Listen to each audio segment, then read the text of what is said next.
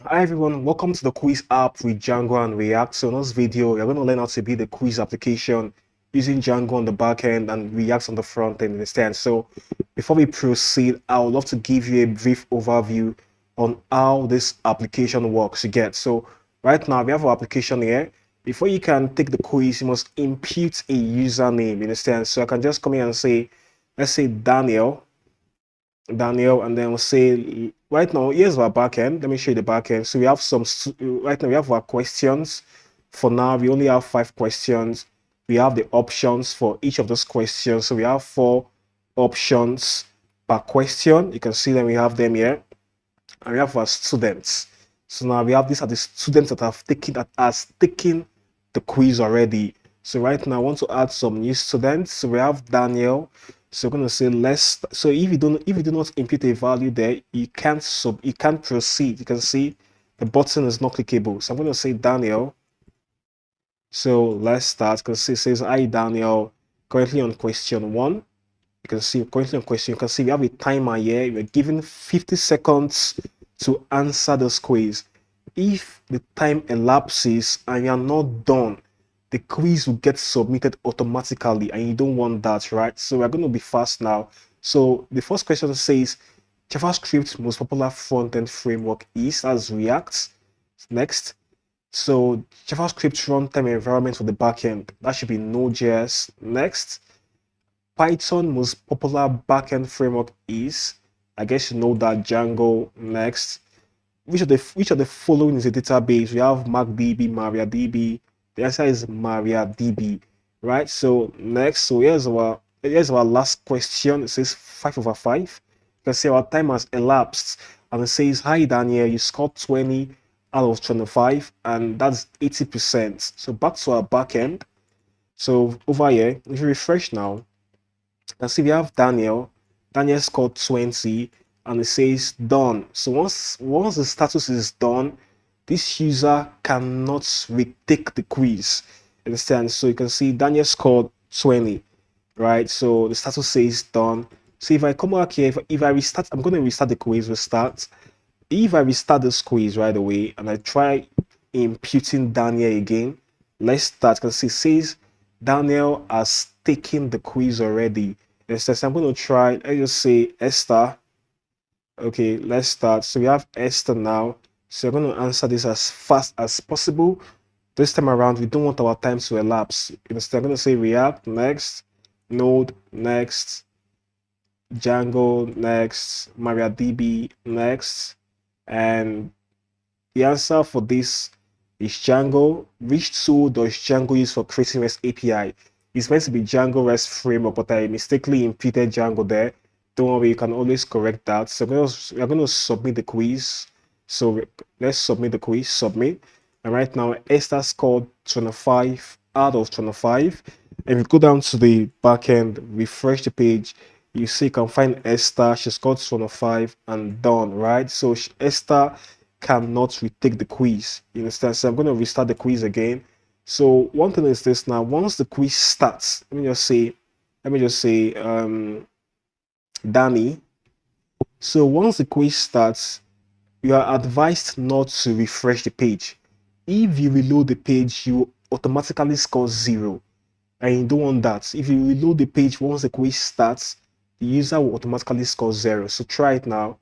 Because now there's a warning that says if you leave this page, you might lose your data. So to avoid losing your data, it's better you stay on the page. But if you proceed to leaving the page now, so leaving the page now, you can see right now it says, "Hi Danny, you scored 0 out of 25. You scored a 0." So if I come back here to our backend, refresh, you can see Danny scored 0, and the status says done. Danny cannot take this quiz again. If you restart the quiz and you impute Danny cannot take the quiz again because he's done already. Understand? So I have to say, once the quiz starts, it's better you don't reload the page, because if you do, that user will score. That user is going to score 0 automatically. Understand? So even if you got some questions correctly before, as far as you refresh the page. So for now, we can see Daniel has gotten some questions right. but because of she reloaded the page, she's going to score 0. She'll score 0. If you go down to the back end, refresh, we have Danielle there. She scored 0 and she can't take the quiz again. So in this video, I'm going to show you how to build this quiz application using Django and React. So without further ado, let's get started right now. Okay, so right now, so we're going to start honestly, and right now we're going to start with the backend. Over to the backend here. So we're going to build our APIs. So right now I have a simple Django project created. My project is called yt_quiz_API. So I want you to create your Django project and then come join me. And my app is called Quiz App. You understand? So I have to right now I'm going to go into my Django project and over to this file called settings.py. For the file is called settings.py. So I'm going to simply register my app. Over to our installed apps. I'm going to add the Quiz app. I expect you guys to know this by now. Right now, I have to simply install Django REST framework. Terminal, new terminal. So let's install Django REST framework. So I'm going to choose command prompts. So my virtual environment is called quiz env. I want to, as for you, create a virtual environment. You understand? Create a virtual environment for yourself. Create your Django project and then you can follow me. So I'm going to say pip install. The source code is in this video's description you get. So I'm going to say pip install Django REST framework. So it's a single word. Hit enter. So while it is installing, we have to add REST framework to the installed app. So over here, I'm going to just say REST_framework. So that's it. We've got that. It says you already have it installed. So I'm going to run my server. Okay, let's leave the server for now. So back to our models.py file. The models.py. Go down to your quiz app, your models.py file. So I'm going to paste in. I am going to paste in the code. So I'm going to paste in the code. So here's our simple models.py file. Right. So we only have 3 models. We have the students model. We have the question and the option model. So for every question, there are meant to be options, right? So I'm going to explain what we have here. Right now, the student model holds 3 fields, 3 simple fields: the username, the student score, and the student status. Just these 3 simple fields. And as for the question model, it only has a field called question. Finish. While the question option, we have 3 fields. We have the question field, which is a foreign key to the question model. We also have the option itself. The option is a character field. And we also have this is correct. This is correct tells us which of the option for a particular question is correct. That's what it means. It's very simple, right? So we've done this now. So we're going to create a file called serializers.py. So I'm going to say new file. I'm going to say serializers.py. Yeah, so let me just open this to the right, split right. And over here, let me just say, so right now we want to serialize this model. We want it to be in JSON format. We want it to be in JSON form, right? So right, I'm going to say from REST_framework import serializers. And I'm going to then say, so it's called imports. And I'm going to say from the current folder, I'm going to say from .imports. Sorry, I'm going to say from the current folder in the models.py file, imports students, then question, and lastly the question option. So right now let's create the serializer file for each of this model. So I'm going to say class students. I'm going to say serializer.model serializer. And they're going to say class method. The model should be equal to students, right? And the fields should be equal to, I'm going to put in the ID, the student's username, the student score, and lastly the student status. Yep. So right now, this is the student serializer. So to save time, I'll simply paste in the code for the other models to save time. So right now we have the question serializer. You can say simple. So we have the question option. You can see right now the fields are the ID, the option, and is correct. And right now we have the question serializer, and this has, you can see it has the ID field. If we check closely, our question model only has one field, which is question, right? Now what we have here. So we're asking, where did we get options from? So from our models, the question model and the question option are both related through isn't true. They are both related through a foreign key. You can see that here. And this question model has access to the question option model through this related name. So for you to get the options for a particular question, we are going to say question dot options dot all. So this options right now is a field in the question model, and right now that's why we have these options over here. And you can see the option is also pointing down to the question option serializer. Hope you understand. That's what we have here. So for every question, we're going to have the options alongside every question. So we are done with our models. We are done with the serializer. Let's go and work on the vs.py. Okay, so right now let's create the vs.py. Right. So back to if you go down to your quiz app, you find a file called vs.py. So over here, I'm going to just say, let's import the questions model. I'm going to say from dot models imports question. Right now, just come over here and say, let's just say dev questions. So right now, I want to list out the questions. I'm going to say requests. And right now, I'm going to just say, let's say questions should be equal to question dot objects dot all.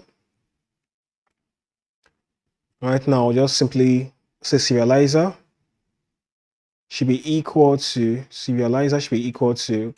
question serializer,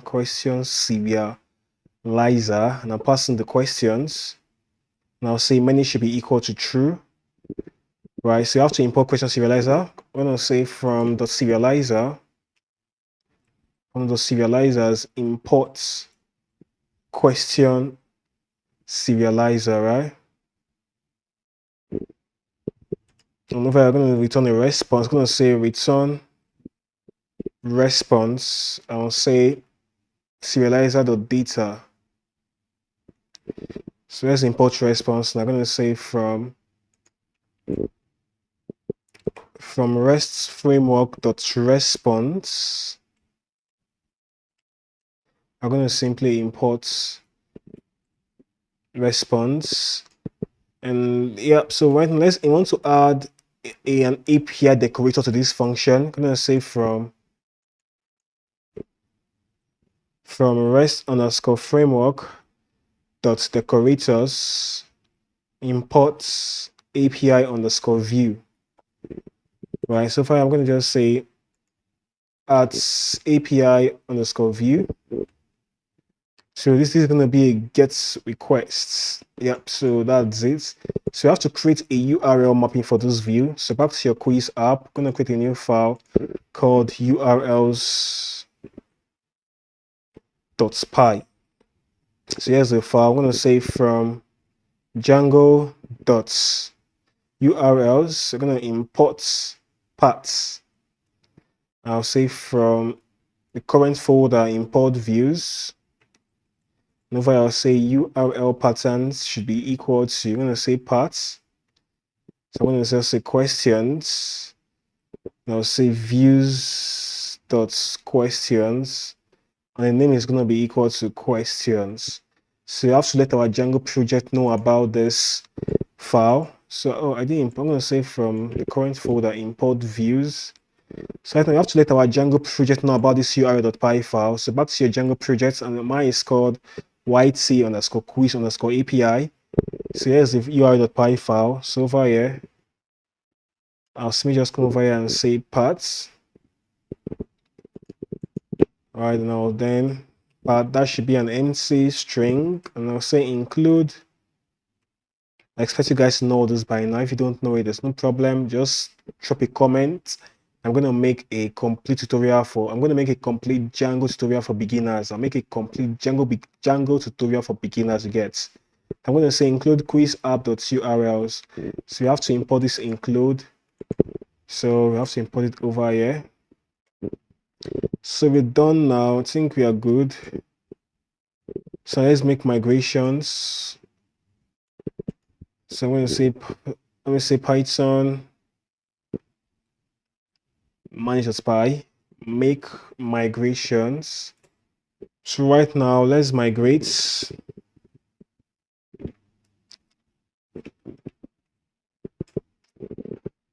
And now let's create a super user. Create super user. I'll say Jane.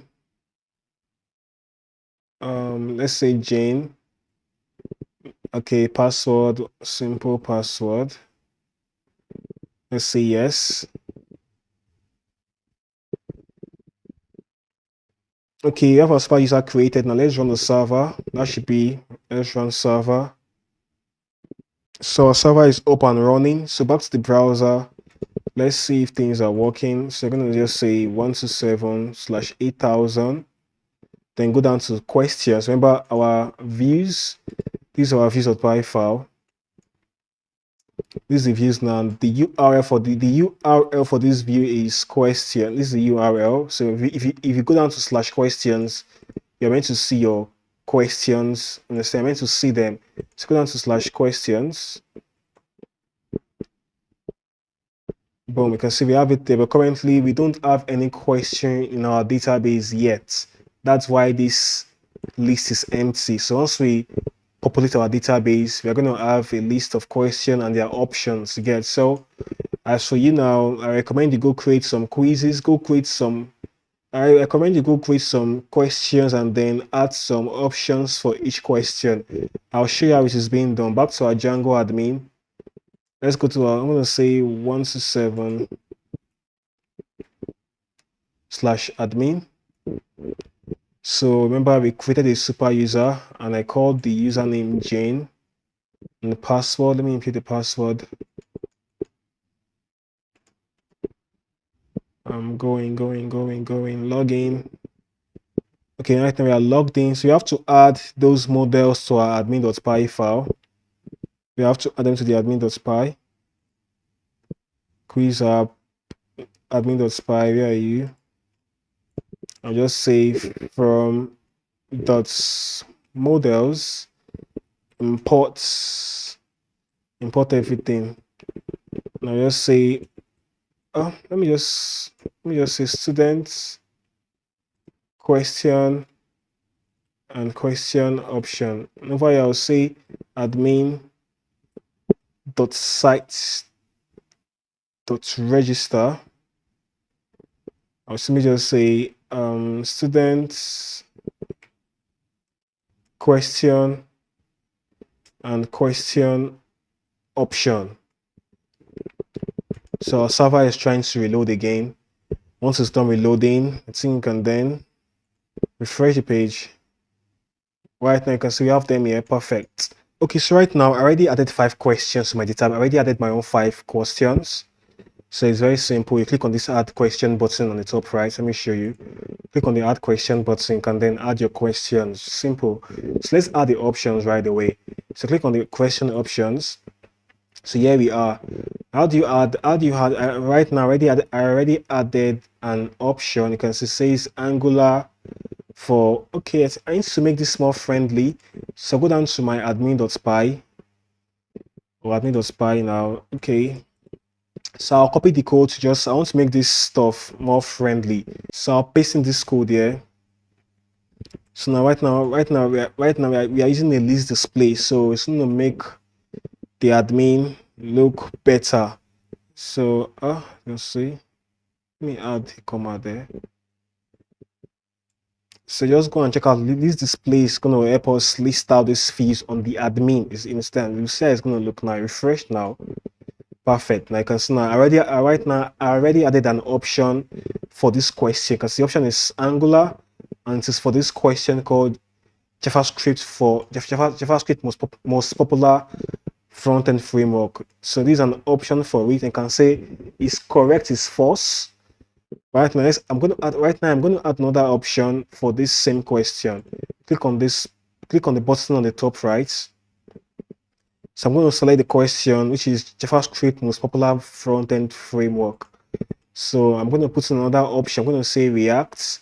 React is the correct answer. I'll say it's correct and then save. Right now you can see React is saying that's the correct answer. So we are going to have 4 options per question. So I'm going to add, let's say, view.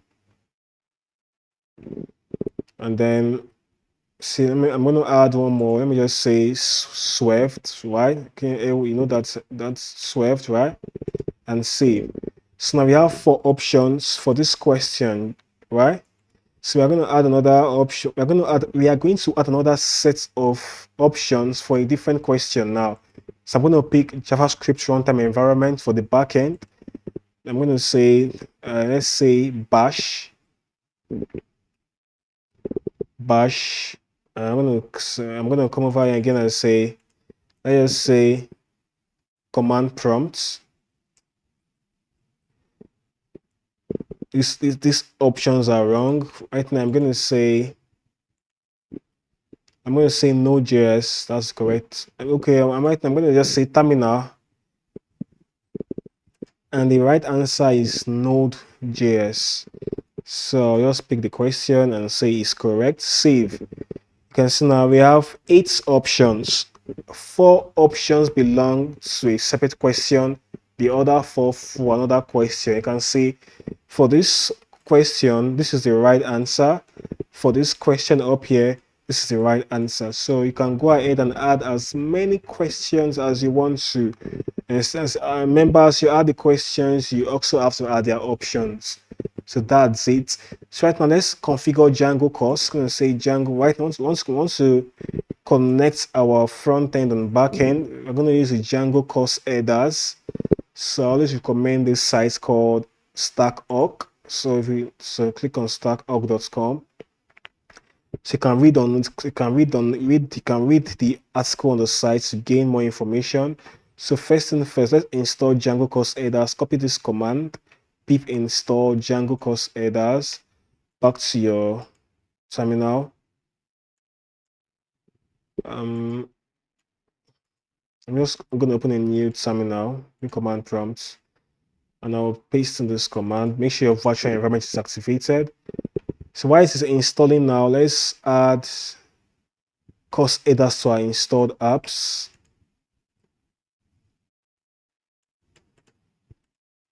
Yeah, where are you? Yes, yeah. So we have it there. So what's the next step? So we have to add this middleware, course headers middleware. Copy it. It must be above the common middleware. So just directly above it, directly on top. Yep, so we've got that. So what next?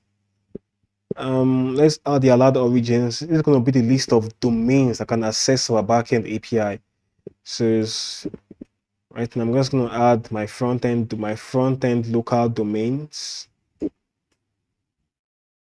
So we'll say 5173. These are React's default domain 5173. So if 5173 is in use, we'll use 5174. Let me just copy this. So if 5174 is in use, we're going to use 5175. So that's how it works. So now we've configured this now. I think we are done with it. I think we can now move over to the front end.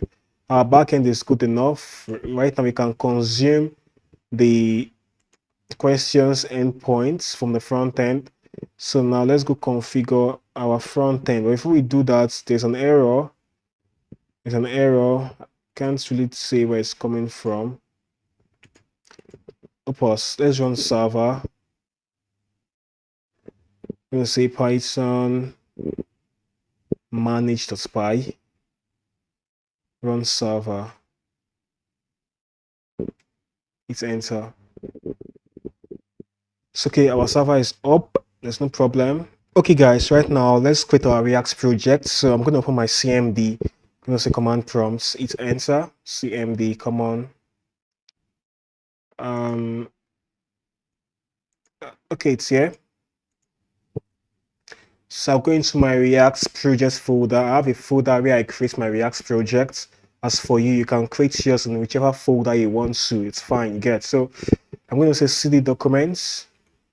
So before you do this, before you create a React project, you must have Node.js installed. So go down to nodejs.org and make sure you have Node.js installed on your computer. So I'm going to go down to my React project folder, React_projects. So I'm going to create, I'm going to say npm create vits. Right, so we're here now, so it's going to take quite some time, or wait for it. So I'm going to give my project a name. I'm going to say yt_quiz_app. It's enter. So I'm going to pick React. So use the arrow keys on your keyboard to select React. I'm going to use the downward arrow key. Pick React and then pick JavaScript.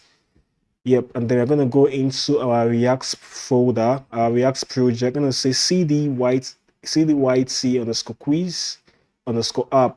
And then we have to run the command npm install. This command will help us install the node module.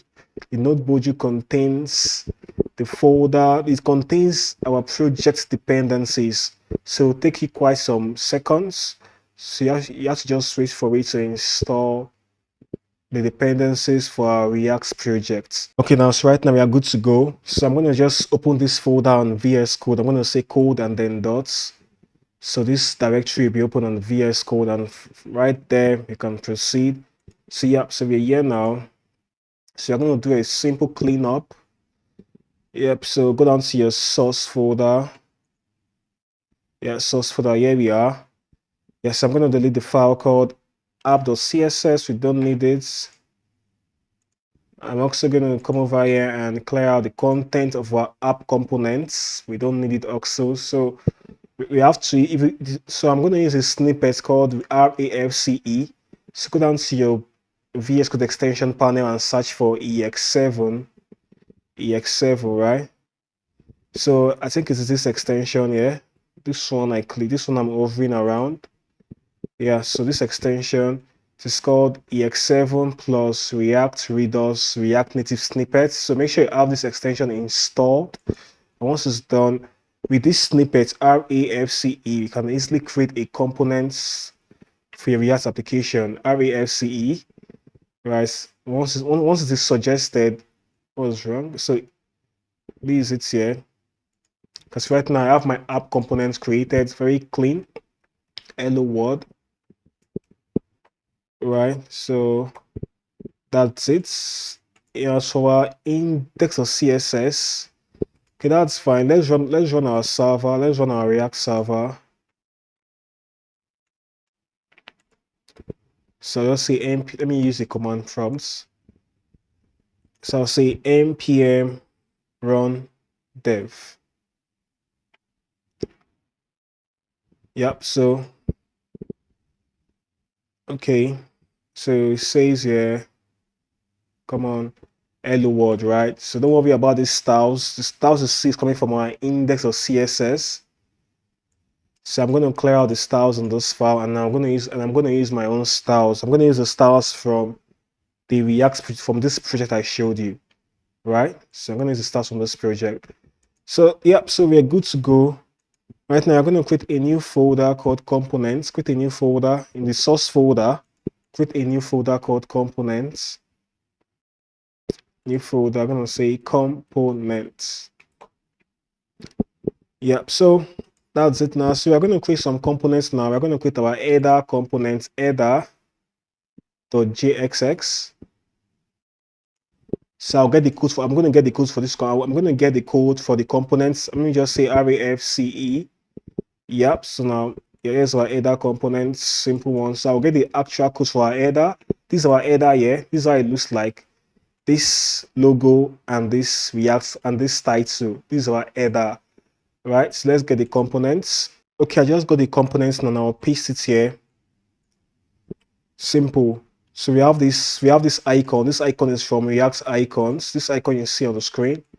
So how do we fix it? Just simply go down to your terminal and install React icons. So you have to, okay, go down to your command prompts, install the package called, I'm going to say npm install React icons. So go down to your browser and search for React icons. Let's be fast. React icons.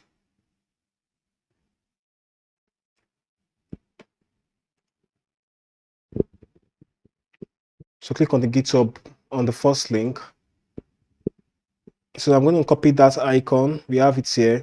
Copy this. I will search for it here. Enter. Come on. This is the icon. Yeah. So just copy. This is the import statements. Copy it. We have the icon already. Let's paste in the import statement. Yep. So we've got that. So here's our header. I showed you what our header looks like. This region. Right. So now we want to create our loading components. The loader. I'm going to say loader .jxx. As usual, I'm going to say RAFCE. So come on, why is it taking time? Yeah, RAFCE. Yeah, that's it. Okay, so back here now. So I'm going to paste in the code for the loader components. Yep, so we've got this. Yep, so we're going to create the error components, new file, say error.jxx. So say RAFCE. So you need to know some React before you can follow this tutorial. You need to know a little instant and you'll be good to go. Okay, I'm going to get the code for our error components quickly, and I'll paste it here. Yep. Okay, I'll just say place your error message here. Place your error message. Yeah, so that's just it. Simple stuff. So we are going to copy these three components, the header, the loader, and the error, down to our app components. Our app components needs a class name of app, right? So now I'll put in the header, say header, and then yeah, so you have to import header. I'm going to say imports header from, I'm going to suggest this, yeah. I'm going to import header from components and then /header. So I'm going to create a component called main. Main. So it's going to hold the loader components, and also the error components. So now, right now, let's create the main component. Go down to your components folder, create a new file. I'm going to say main.jxx, and then I'll say RAFCE. Yep, so we're going to give this a class of main, class name of main. And it's going to accept the children prop. Right here, these are the children. This loader, the error, whatever goes in between the main is the children of the main component, right? So it's going to accept the children prop, and we're going to copy this and then we paste it here. Just say children. Yep, so we've got this. Control Z, made a mistake. Yep, so this is what we need to do. Back to our app components, we have to import the loader elements, loader components. Yeah, so imports, we have to also import the error components. So they are all imported on top. And last, let's import the main components. So if you remove some of the text, you see this, you are going to see the suggestion. You click on it, it's going to help you. It's going to simply help you import the components. So we have this component set. And right now we have to copy the styles for our index of CSS because because our style is meant to come from this file. So I'm going to get the styles right away. So I'll paste it here. I think we are good. Back to our browser. I'm going to close this guide. That's the one. Leave page. I'm also going to close this backend. Close. Refresh this guy now. Right now we have two questions. Yeah, correct. Remember before this were questions was an empty list, but right now we have two questions. You can see question 1 and its options, right? You have question 2 and its options. So just add as much question as you can add, but don't add too much. I think 10 is enough. 10 is the perfect. 10 it should be the best. Understand? So that's it. I'm gonna let me just close some of these guys. And right now you can see our React is coming to life. This is the header. This is the loading component. This is the error message, right? So that's it. So what's the next step? Let's see. So right now we want to start making an API call to the backend. But before we proceed, we're going to create one more component called start screen. I'm going to say start screen .jxs. That's the screen that tells you to input your username before you click on the let's start button, right? So that's the screen. Come on, suggest it. Yeah, so you've got that. So I'm going to get the code for the start screen components. So I've got the code now. I'll paste it here. Simple code, very simple. So I'm going to add the start screen components down to our app components now. It's going to come inside under the error start screen. Yep, so it's meant to suggest this for us. Start screen. Yep.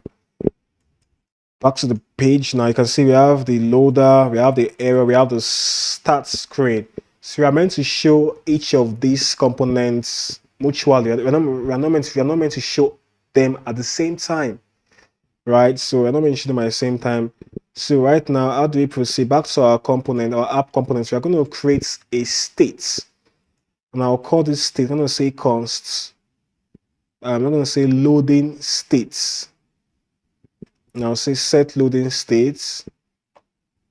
So by default, our loading state is going to have the value is going to be loading. So I said before, you have to know some React.js before you can follow this tutorial because I am not teaching from scratch. So I'll say loading. That's the default value. So over here, I'm going to say if loading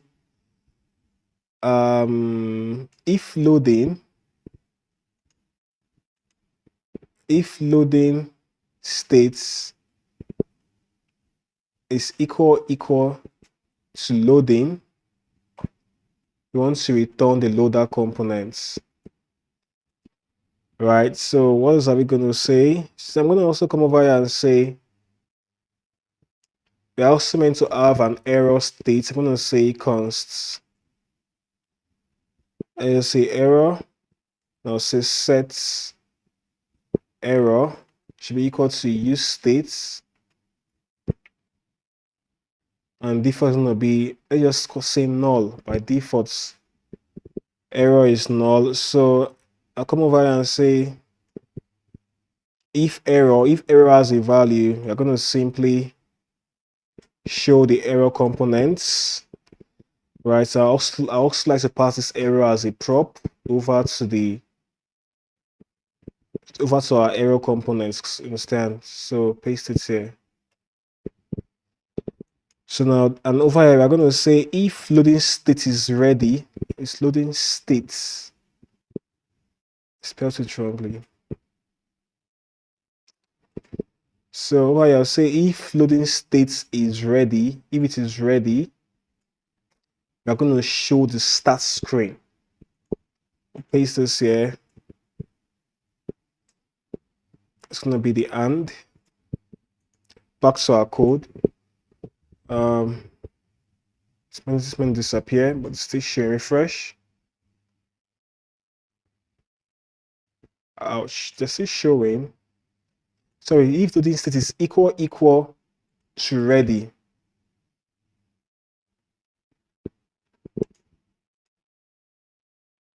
Okay, now right now we're only having the loader displaying. That's because currently our loading state is currently set to loading. And right now, right there, we said if loading state is equal to loading, only display the only show the loader components. And currently our error is currently null. That's why the error component disappeared. Remember, our loading state is loading, so it won't show start screen. Start screen is only going to be showed when loading state is set to ready. So right now, let's work on fetching our questions from the backend. Okay, guys, so right now it's time for us to start fetching the quiz from the backend. Let's start fetching it. So I'm going to create a new file. Go down to your I'm going to create a new file. This file is going to be it's going to be in the root directory. I'm going to right click here and say new file, and I'll say api.js. Yeah, so we're going to configure our API in this file. So before I proceed, I'd love to install a package called Ashes. I'm going to say npm install Ashes. So while it is installing Ashes, back to our api.js file, I'm going to say import Ashes from Ashes, right? That's it. And over here, I'll say const API. Let me make this a bit bigger. Const API should be equal to ashes.create. And I'll say base URL. Remember, our base URL is HTTP. And this is our backend URL. I'll say 127.0.0.1, then port 8000.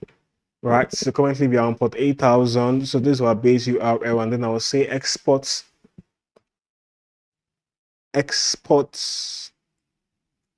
defaults API. So now, right now, whenever I want to make an API call, we are going to use this API to make the request. We don't have to say ashes.fetch. We don't have to say ashes.get. We're going to just simply just use this API.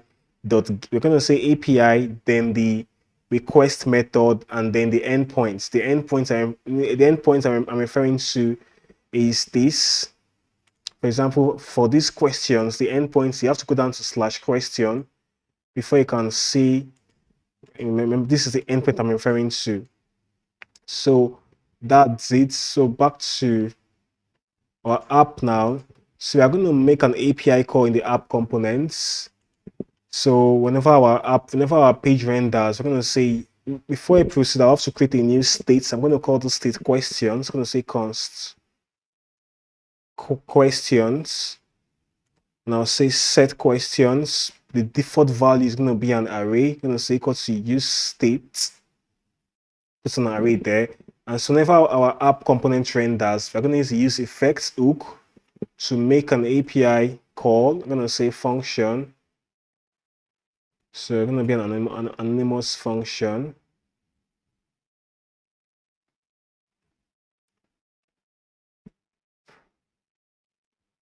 And over here, I'll just say, remember this API we have here.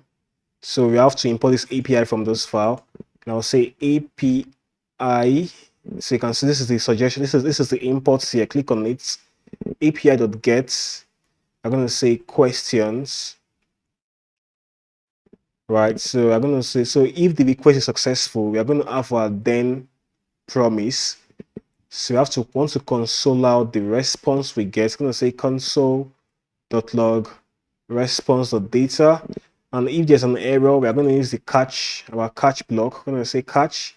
We want to also console out the error message in case there is an error. I'm going to say console.log error.message. So whenever this component renders, we're going to send a get request to the questions endpoint to fetch our questions. So let's see if this works. Let's run our serve. Okay, our server. Let's see if our server is running. Okay, our server is running now. Back to the front end. Go down to the console. So you have to refresh. Okay, right now you can see you have our questions already. It's showing. Refresh again. Because you have the question array. This is the question. Right now, these are our response. So you can see you have the array of questions now. You can see it. Sorry. I think we only have 2 questions in our database. Oh, sorry, we have 5 questions rather, but we only have few options, right? We have 5 questions. Sorry, we are correct. But so you can see for some of our questions, the option is they are empty. So for 3 of the questions, it's only the first and second question. It's only the first question and second question that have the options with some values. But as for the others, they are empty. You can see the arrays, they are all empty. But for the first 2, they have some options. Okay. So whenever we fetch our option, so whenever we fetch our questions, we have to update the question state. I'm going to say, I'll paste it in, I'll say, we're going to update it with this response of data. And whenever we get our questions, we have to also update this loading states. Remember, it's meant to be called loading state, set loading states. We also have to update this loading state to ready, right? And lastly, as for our error message, you're going to come over here and set error to, I'm going to set it to error.message.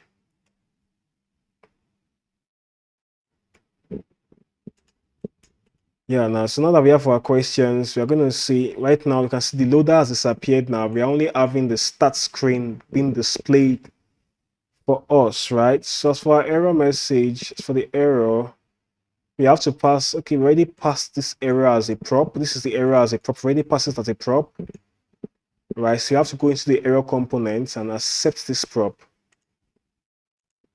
So we accept the error.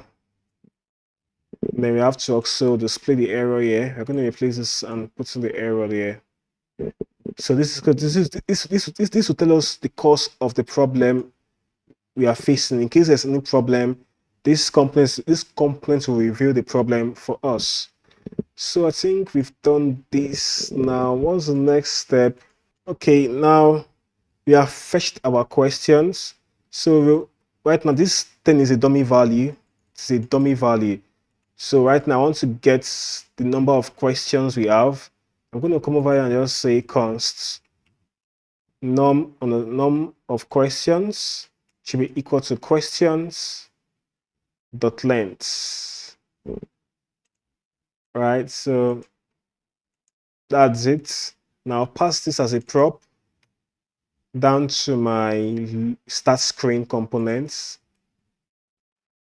And we have to receive this number of questions in the start screen components. Receive it. And then you have to pass it as you have to then display it over here. This 10 is a dummy value. And back to our browser. Yeah, we've got 5 questions, right? So this is done. So what's the next step? Next step is for us to simply input a username and then click on the Let's Start button. So let's work on that next. Okay, so right now let's work on this username. So if you do not input and if you do not input a username, you won't be allowed to proceed. You understand? And if a username has taken the quiz, you won't be allowed to proceed also, right? So those 2 conditions are important, right? So back to our code, back to the app components. So create a new file. Sorry, create a new state. I'm going to say const username. I'll say set username. So the default value is going to be null. Use states. I'm going to set that to null. So I'm going to pass this to as a prop. down to my start screen. I'll pass them as a prop down to the start screen components. Right, so yes, I'm going to pass set username also.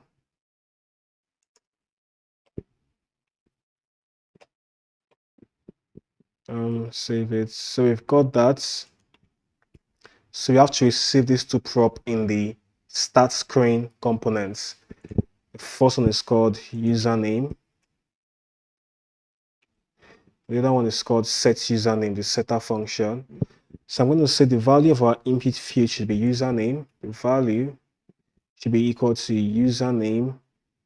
And whenever we are typing, whenever we are inputting, whenever we are typing in that field, we want to update the value of the username field. We're going to say on change should be equal to, we're going to call a function here. It's going to have the events objects, and we're going to say set username to e.targets dot value. So save this. So back here.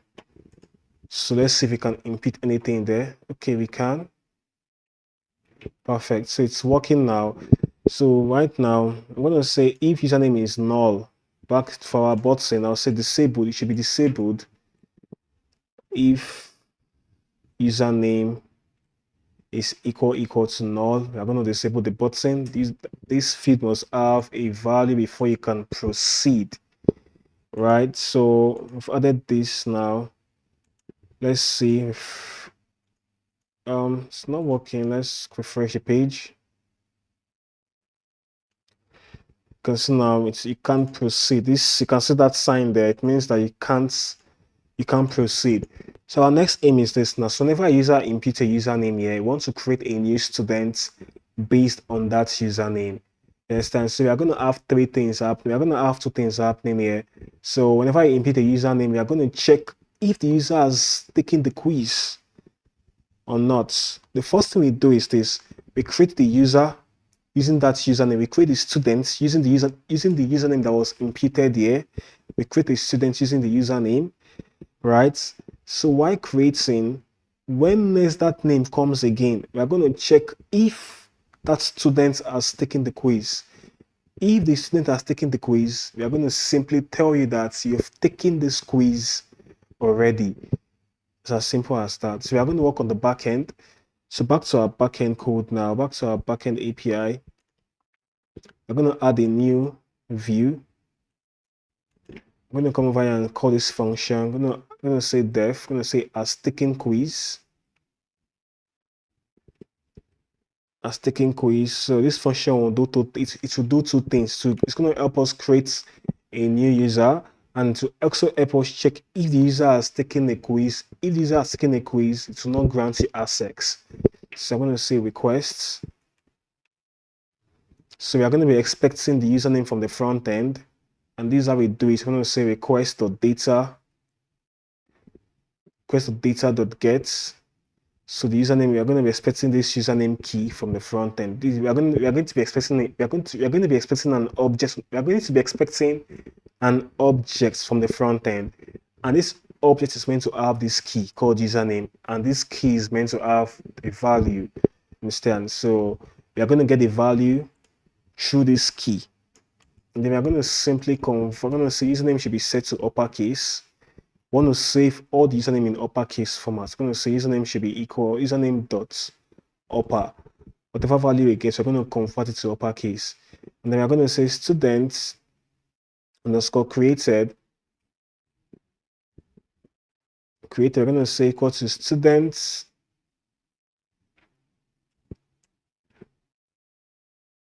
dot objects. Oh, I'm not wrong. Let's import students. Will be student dot object dot gets or creates. So username, create username equal to username. Right, so I'm going to now check if students dot status is equal to done. That means if the student status is done, that means the student has taken the quiz. If it is equal to done, we're going to return a response. I'm going to say return response. I will say error. I'll say I'm going to say you have taken the quiz already. Oh, we can just say I'm going to say F. Going to say Mike. I'm going to say sorry. Username has taken the quiz already. This is better. And we're going to return a status 5. I'm going to say status should be equal to 403. That means this request is forbidden, right? So else you're going to return a else if the user if the student status is not equal to done, that means the student can go ahead to take the exam, to take the quiz, right? I'm going to return a different response. I'm going to return response. Now just simply just say message. Let's say message. Now simply just say proceed to take your quiz.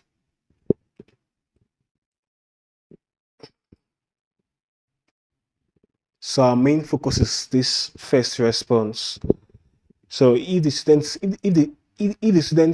status is not done, we are going to simply grant that student's access. But if the student status is equal to done, we are going to simply return this error message. Simple as that. So now let's create a URL for this view. So I'm just going to say paths.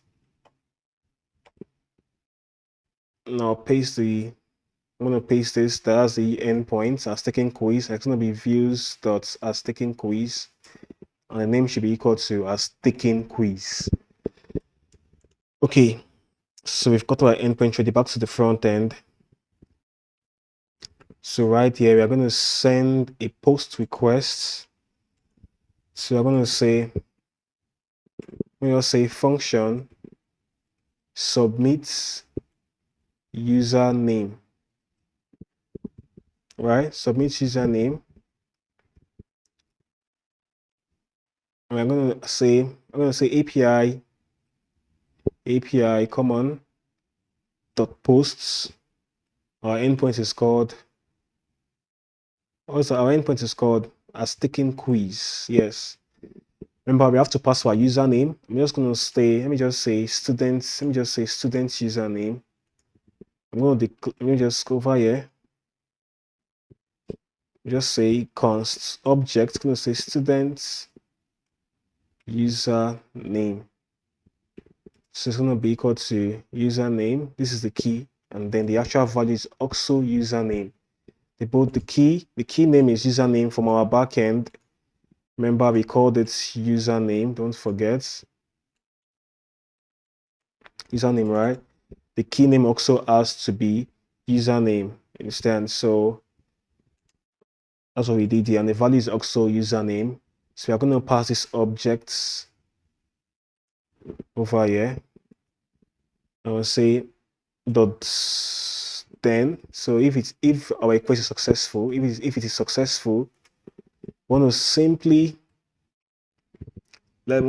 console out the response, console.log response.data. Else I'm going to say .catch. We're going to simply say console.log.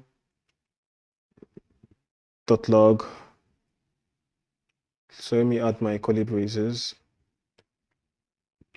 Console.log, I'll say error.message. So this function is going to be called whenever we click on the submit button. Now let me just add on click. Should be equal to this. Save it. Yep. So we've got this now. Okay, we've got this to our browser. Open the inspect. Okay, let's try now. I'll just say Mike. Let's start Oh, it says, you can see now it says request failed with status code 403. I think that's because we already have Mike in our database. We already have Mike there. But actually, we don't have Mike in our database. There is no Mike here. Okay, guys, I think I've seen my mistake. I've seen the mistake. So listen, we are meant to add this decorator. We didn't add this decorator on top, and then it's meant to be a post request. So this should that was a problem. Back to our front end, refresh.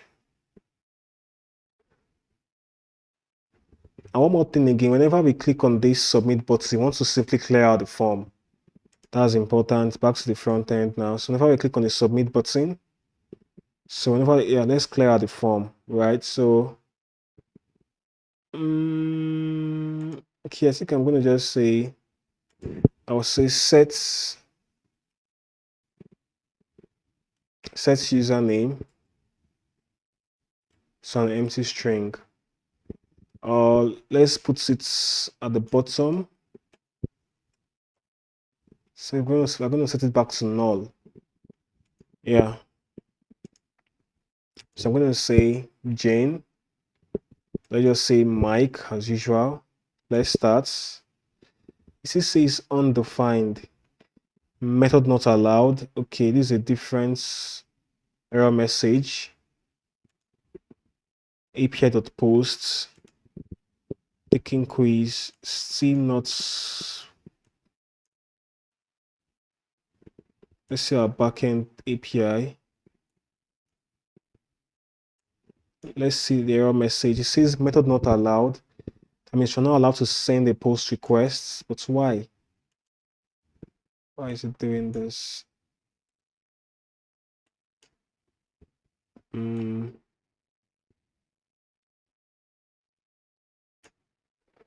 Let's run the server one more time.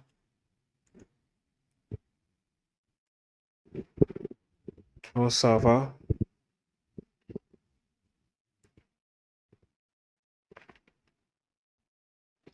So our server is up again. Back to our front end. Refresh. Let me just say Sam. Right now, you can see now, if you turn that, you can see what it says here. It says proceed to take your quiz, right? It's worked, right? It's proceed. I've gone down to our backend, refresh. Right now, you can see we have Sam. We have Sam over here. Sam has been created. You can understand, but we are not done yet. So I think we need to put in this function. Just copy this. Should be in the then block. So let's try quickly. Let's try. I'm gonna say let's try June. I'm gonna say June.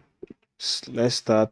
Oh, this is meant to get empty, but it is not. Okay, so right now, instead of saying null, let's use the empty string rather. So let me just bring this down to the bottom. Back here, I'll just simply come over here and just say, let me just say Juni, right? Let's start. Perfect. Because it says proceed, because it says proceed to take your quiz. That's cool, that's working. So remember I said that if the student status is done, we are going to have this error message, right? So now let's go down. I'm going to go down to my Django admin, and then I'll change one of the students' status to done. Let me do it for, let's say, Sam. I'm going to update this to done. So that means if it is done, that means Sam has taken the quiz, right? So let's try adding Sam again. Let's try logging in with Sam. You can see now it says here, Sam has taken the quiz already. Perfect error message, right? It says Sam has taken the quiz already. So you can't take it again. So right now, I want to display this error message on the screen, right? So this is the error message here. So I'm going to add a new state. So I'm going to say const error. Remember, this error is different from the error we have on the app components. They are different. Remember, they are on different components. So I'll say const error. Now I'll say set error to by default, so I'm going to say error should be null. Let's say null.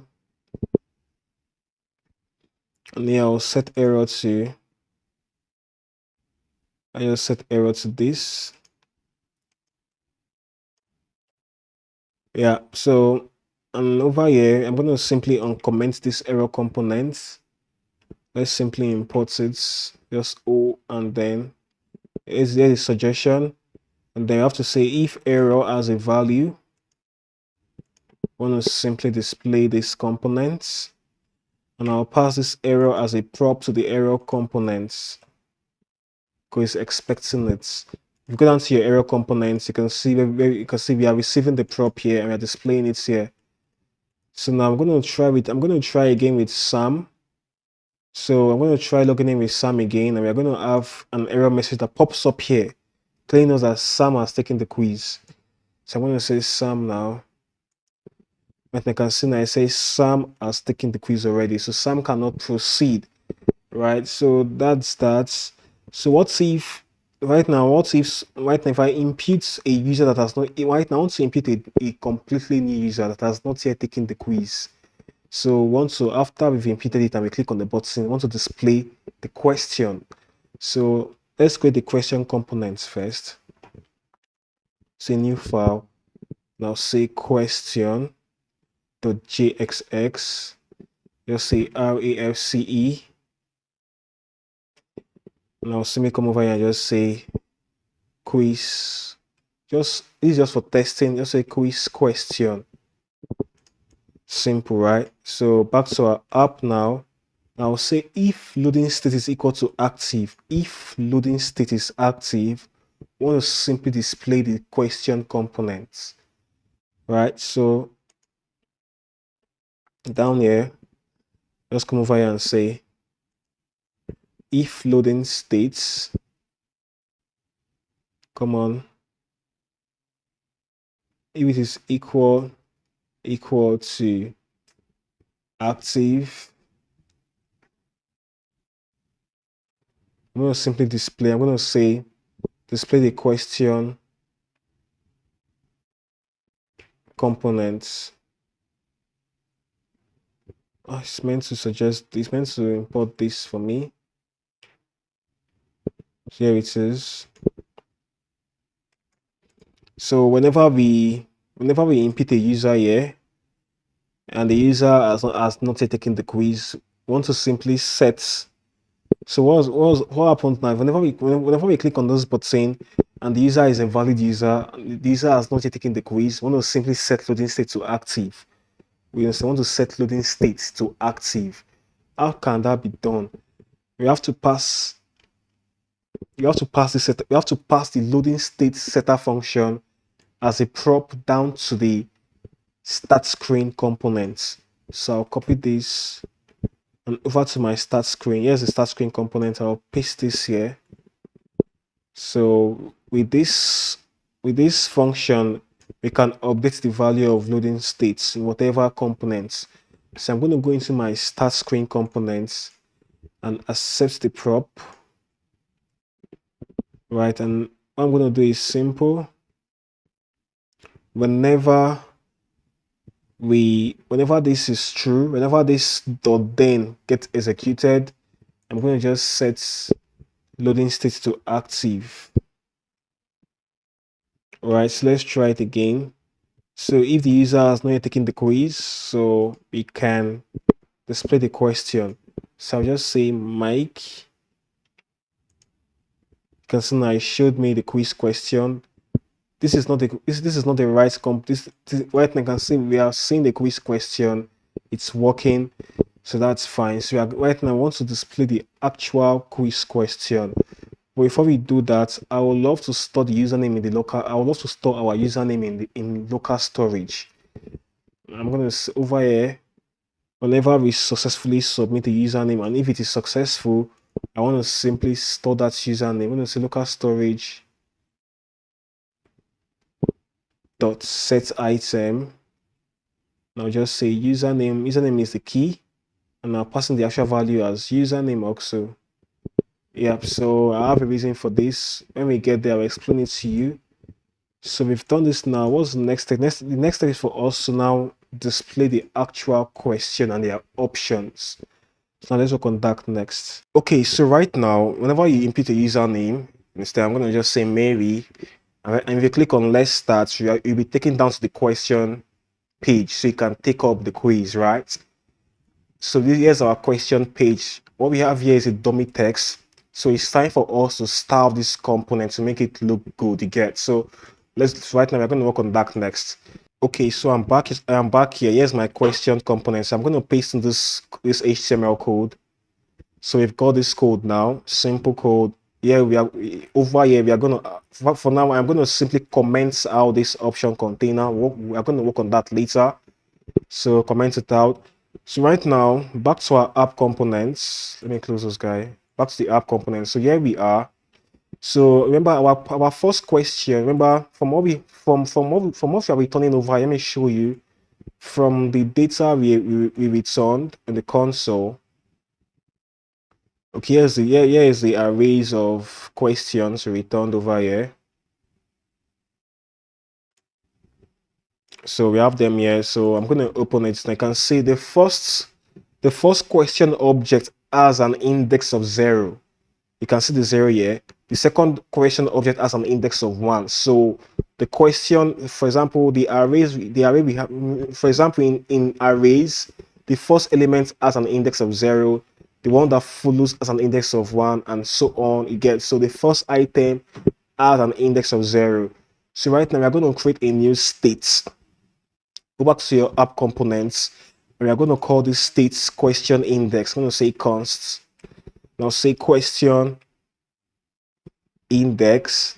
Now say set question index, and default value is going to be 0, right? 0, right? So I'm going to say, sorry, use states. Now say 0. So what's the next step? So right now, back to our question components. Back here, we've got this guy here. So let's see what it looks like. So I'll just say maybe. Let's start. Yeah, so you can see we have this over here. Okay, back to our question components. I'm going to just simply say question. Question is going to be a prop, should be equal to questions. Remember, our question is the state that holds the list of questions. So right now I want to get the first question in the array of questions. So we're going to say questions, and then we're going to put in this. Then we are going to access the first object in the questions array using the 0 index. Remember, this should be in a curly braces. Yeah, so we've passed this prop called question. So we have to go down to the question component and accept the question prop. So we are here in the question component. So we're going to pass in the question prop, right? So yeah, so as for this h4, this h4 is going to simply, if you check our object again, if we check what we have here, you can see these are the object first, and this is the first object. This is the first object here. So the question we pass to the question component is an object. So for you to access the question itself, we are going to say question dot this question property. Understand? So over here, we're going to come over here and we're going to say question dot question. Right? So back to our page now. We log in as Mary. Let's start. You can see now we have the first question there. So the next thing I want to do is I want to simply display the options for this question. So we're going to work on that next. So that's where the option container comes in. So we are going to simply declare a new, we're going to create a new component. We are going to call it option container. I'm going to say new file option container .jxx. Hit enter. So I'm going to say RAFC and E. Enter. So yep, so we've got that now. So I'm going to get the code. I am going to get the code for the option container right now. Okay, so right now I've gotten the code for our question container. I'll paste it here. Yeah, so I think we can now go back to our question component and then uncomment this guy. So we have to import option container at the top. Option container. Yeah, hit enter. So now back to our browser. Let's enter maybe again. Let's start. Yeah, so you can see we have an option already. That's 9. So right now I want to have the list of I want to have all the options for a particular question, right? So we are also gonna pass in this question prop. We're gonna pass it down to our option container. We have to receive it in the option container. Receive it here. Yeah, so we've got that there. So once we've gotten it now, so we're gonna say options. We're gonna say const. Let me create some space in between. So I'm going to say const options should be equal to question dot options. Remember, for each question we have here, for each question, I'm gonna open this question object. For this question we have here, you can see we have this options array. You can see this options array we have here.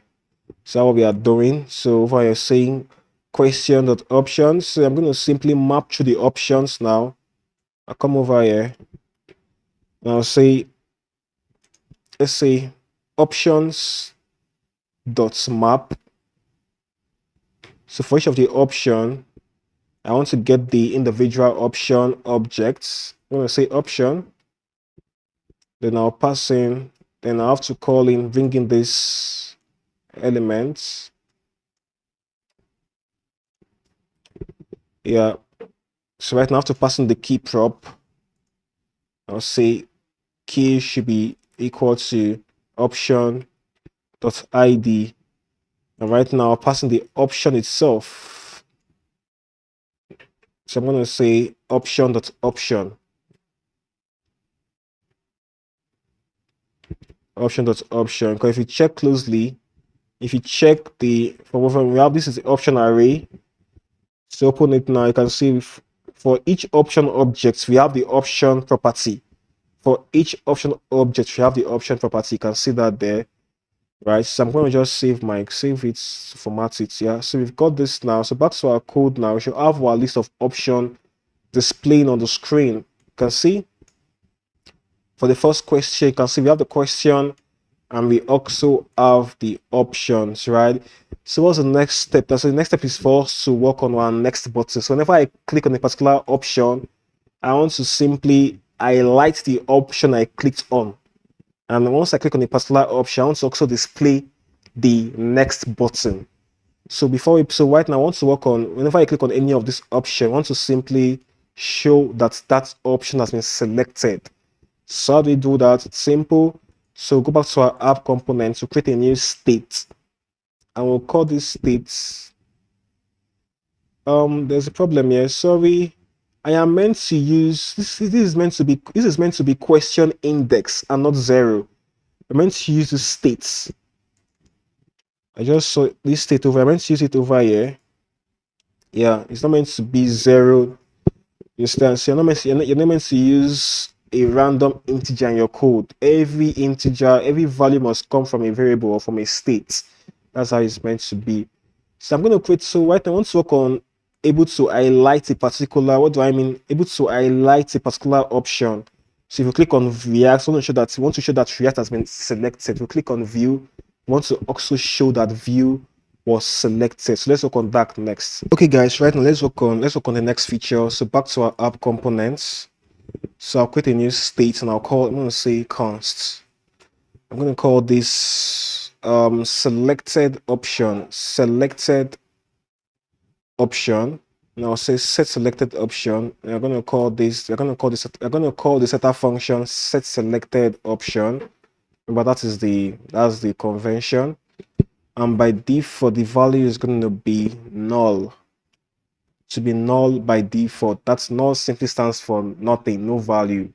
Right? So what's the next step? So the next is for us to pass So it's necessary for us to pass this to as a prop over to the option container component, and we can only do that. You can only do that by passing through the question component, right? So I'm going to pass selected option as a prop to the question components. Let me just format that. So I have to also pass set selected option, the setter method. I'm going to also pass this as a prop. Pass that there.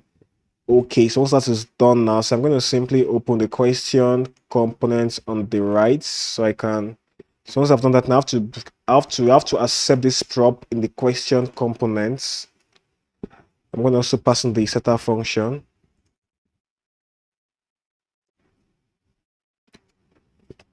Okay, so we've got that there. So after that has been done, we have to also pass this to as a prop to the option container, because that's what we need it. So let's say Ctrl C. So currently we have a lot of prop drilling. Because currently we are working on a small project, so we don't mind having to do this prop drilling. So if you're on a bigger project, you might have used something like context API for our states, but for now the prop drilling is not bad. So once we've passed this to the option container, we have to also go and accept it in the option container prop. Let me remove some of this guy. So I'll just simply copy this one. Let's accept the selected. Okay, here we are. Then I'll copy this other guy.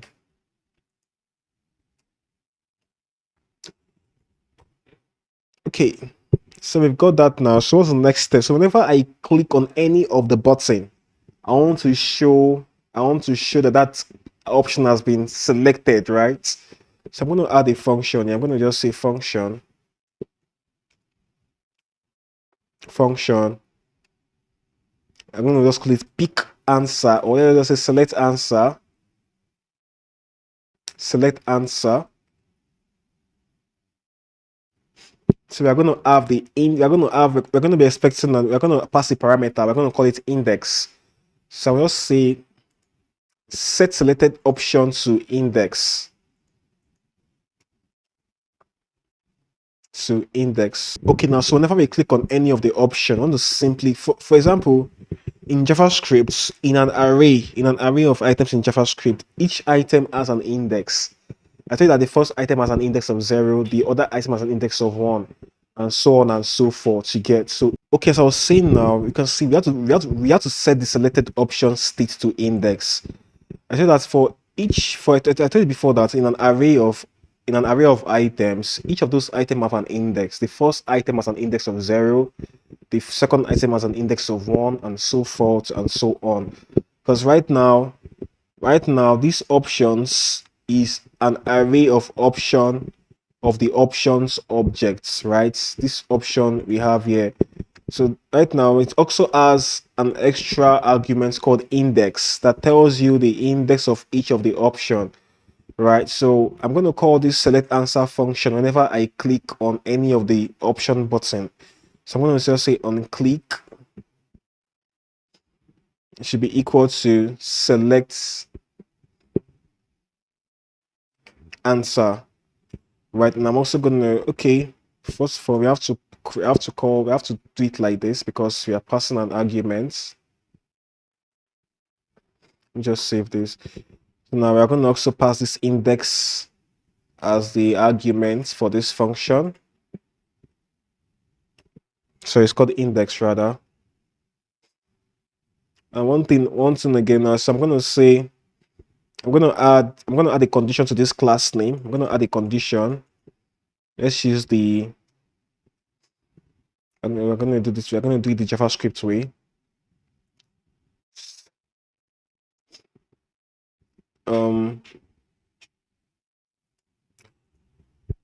So right now I'm going to say okay, is it here?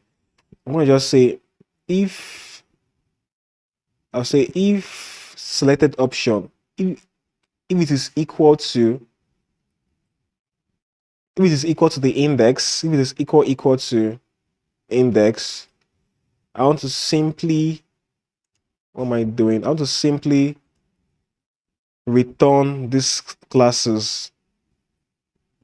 I'm going to say answer and correct. These are two different classes. Else, I want to just simply do nothing. Okay, up we are correct. Index is not defined. Index is not defined. Index is defined. So index is meant to be defined up here. So what I did there is simple. So I had to add an extra class whenever an option is selected. So we have to add this answer and correct class. Else we add nothing. We get. So let's see if this works. The browser. So let's log in as Mary again. Let's start. So if I click on Angular, right now it shows that Angular was selected. If I click on React, it shows that React was selected. If I click on Vue or Svelte, you can see it works, right? So what do I do yet? Simple. So remember, we had to set, we have a state called selected option. So it is meant to hold the index of it's meant to hold the index of any of the option in the options array. Hope you get. Also, is that what is meant to say? I check to see if selected option is equal to the index. I want to simply highlight that element whose index you are working with. What I did here. You get, so that's what it is.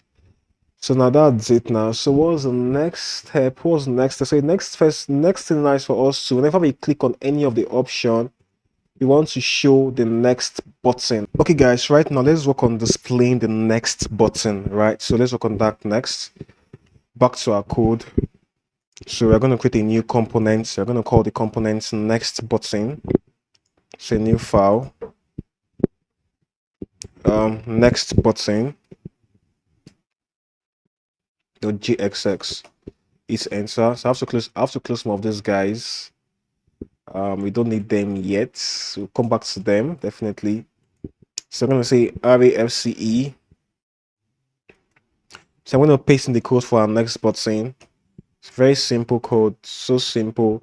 So we're going to simply, so this next button is going to be under our question component. So we're going to go over to our app components and come over. Here is a question component, right? So just underneath it, I'll add the next button.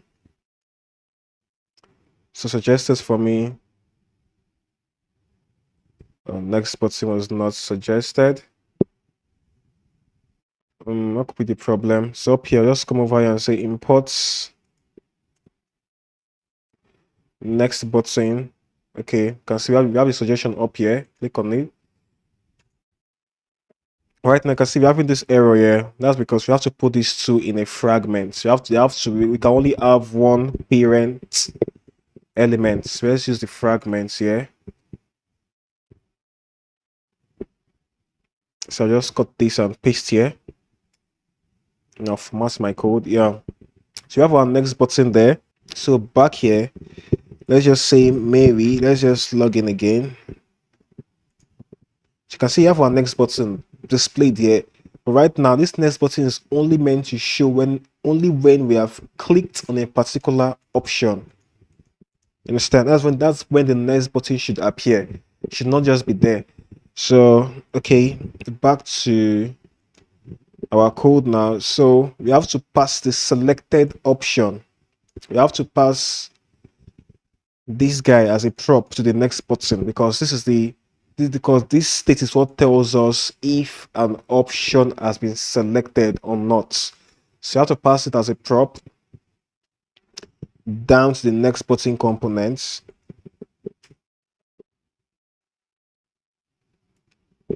So first for our next button component, you have to receive the prop. Yeah, so that's it now. So over here, we'll write a condition and just say if selected option which is equal to null, simply return null, return nothing. Simple. So back to our code. Sorry. Now let's go back there. I'm gonna just say maybe. Oh, you see the split. Okay, this guy. Let's refresh the page. Back here. Let's say maybe. Bam, you can see now we have not yet selected any of this. So if I pick any answer, you'll see we're going to have the next button up here. So you can see there is there now, right? Is there. So right now, what's the need of the next button? The next button is meant to take us to the next question, isn't it? So let's work on that. So that's a simple one. It's very simple. So remember, whenever we click on the next button, you want to simply go to the next question. So we simply need to just increase this question index whenever we click on the next button, we want to simply increase the value of the question index by 1. Instead, by default it is 0, and 0 is the first question. So whenever we click on the next button, we want to increase it by 1. So how do we do that? So it's simple, right? So we're going to pass this set question index function as a prop to the next button. So we'll just copy it and then scroll down. Here's our next button component. I'll pass it there as a prop. And back to our next button component, we have to receive it. Right, so over here, we're going to just add a function. I'm going to say function next question. Next question. Yeah, and over here, we just say we're going to just copy this setup function, and then we're going to simply get the current value of the current value is this selected option, right? So we're going to just right now I'm going to just give it whatever name I like. Then I'll simply increase it by 1 whenever we click on the next button. We want to simply increase the current value of this selected option here. I want to simply increase it by 1. You understand? It's as simple as that. So we are going to call this function whenever we click on this button. So I'll say onClick should be equal to, yeah, simple as that. Very simple, right? So back to our question now. Back to, let's say Mary. Next, so I click on, no, this is meant, I don't know why.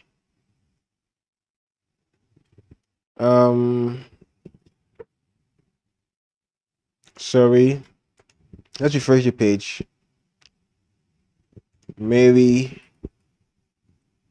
let's start. Click on React. Okay, you can see we have the next button, right? So we'll click on the next button now. You can see we have the next question. Click on the next button again. You can see we have the next question. You can see we can still keep going, right? You can see it's working, but there's a problem. As you can see, we also have the option selected. So how do we prevent that? It's simple.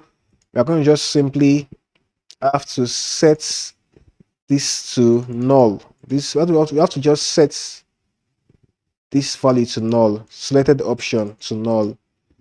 Understand? So this question index, we're simply increasing the value by 1.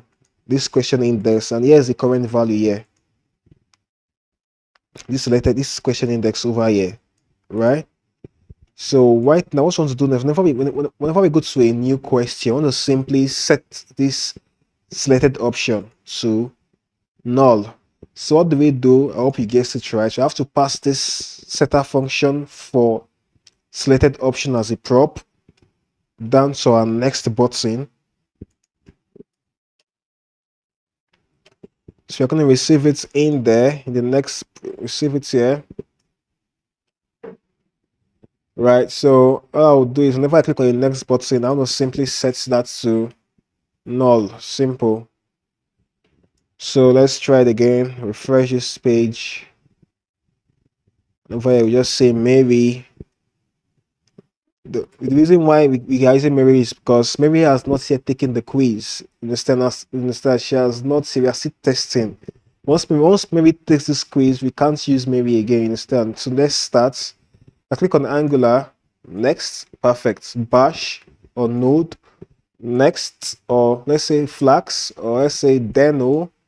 Next, you can see now it's working fine. So if I keep going, so right now we are already at the end of our questions. We only have 5 questions. If I click on next, you can see nothing because we're already at the end of the question. So if right now, what we want to do is this now. So if we get to the last question, we want to simply display a different button. Understand? A different button. That's what we want to do. So let's work on that implementation quickly.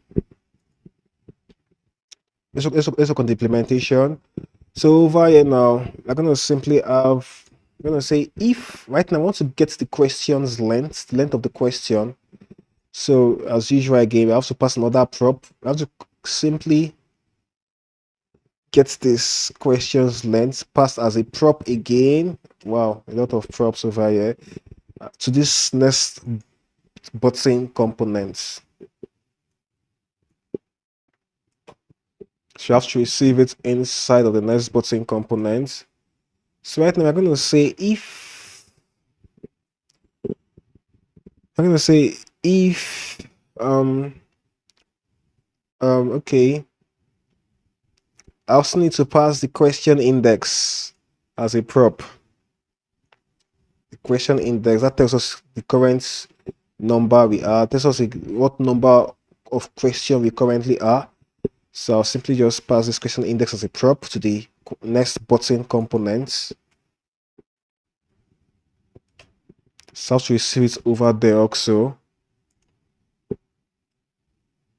So it's simple. I'll say if right now I want to get the last question of our question list. Remember I told you that. So to get the last question, we're going to say number of questions minus 1. That's because our question array is using it starts from 0. So from 0 to 4 will give us 5 questions. And our number of questions is saying 5. So for you to get the last question you currently on, you have to say number of questions minus 1. That's because we are starting at the 0 index. So I'm going to say if question index is equal to number of questions minus 1. If it is equal to, we want to return a different button. So I'll copy this button here and I'll just paste it here. So I'm going to remove this on click and I'll change this to finish. Let's see. Let's close this guy. Yep. So now let's see. Let's refresh the page. Now just say maybe. Let's click next, next, next. So currently we're on the last question. If I click on this, I want to see I want to see the finish button and not the next button. So I hope it works. Perfect, because we have the finish button, and this finish button is going to help us submit our quiz. Right, so we've got that already. So what's the next step? Our next step is for us to simply calculate the score. As this user is selecting this option, we want to simply calculate this user's score. You understand? So that's the next phase. Let's work on that next. Okay guys, right now it's time for us to calculate the student's score.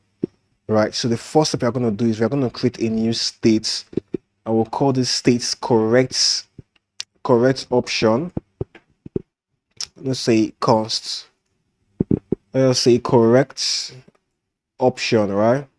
And we'll say set correct option. Set correct option. And it's going to be equal to use state. The default value is going to be null. Right? Null is simply nothing, right? That's what null is. Okay. So we've got this now. What's the next phase?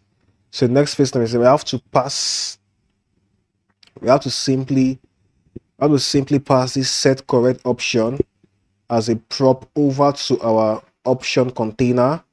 I have to do that through the question components. So and over to my question component, I have to accept the prop. Accept it here. And we have to also pass this state over to our option container.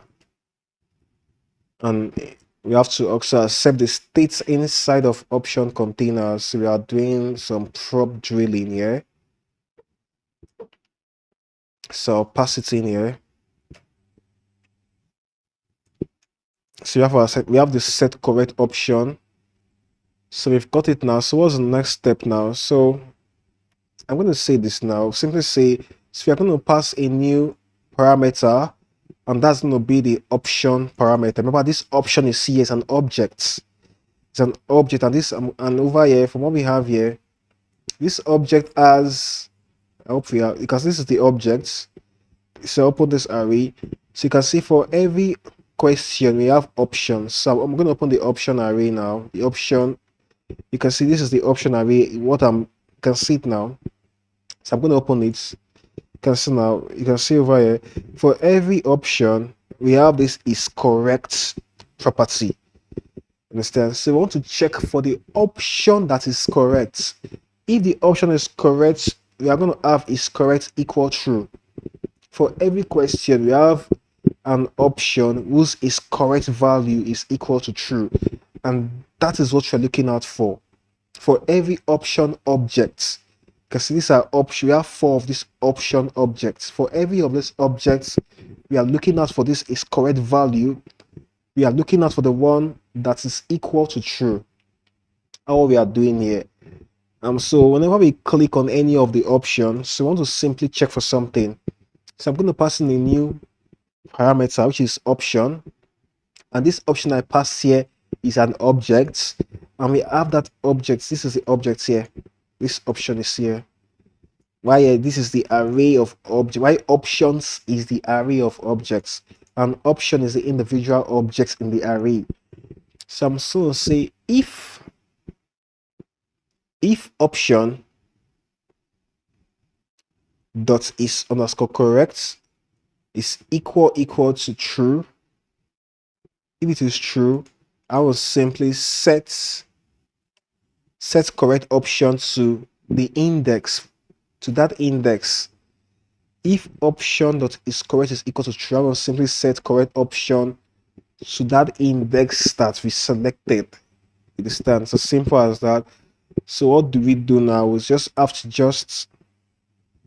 so what we have to do now is that, so right now we have to pass option as an argument now. That's it. Right, so we are not done now. So after we've done this now, how do we calculate the student score? That's another question.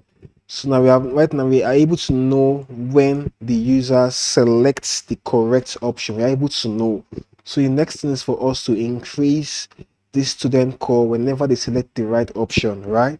So go down to our app components. We're going to declare a new state. Now say const student score. Now say set student score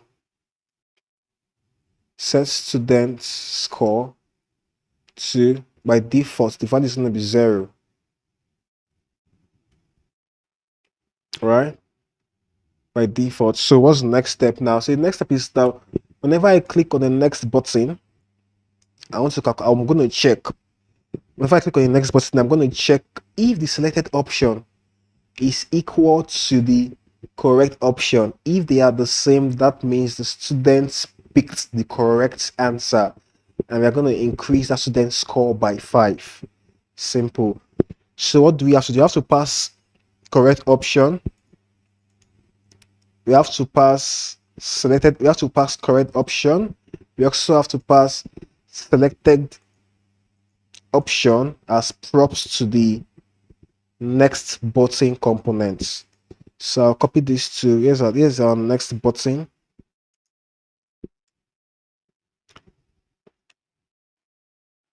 So we already have selected option in the next button. So I also have to pass set student score over to the next button components. So back to our next button. So we have to receive messenger prop is called correct option. And we also have to pass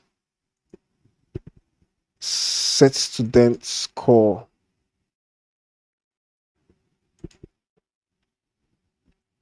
Pass it here. Yep, so we've got it now.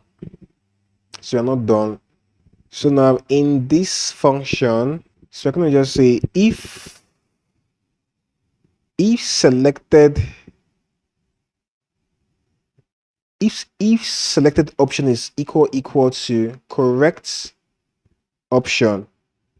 So I want to simply increase the student score by 5, and I'll say select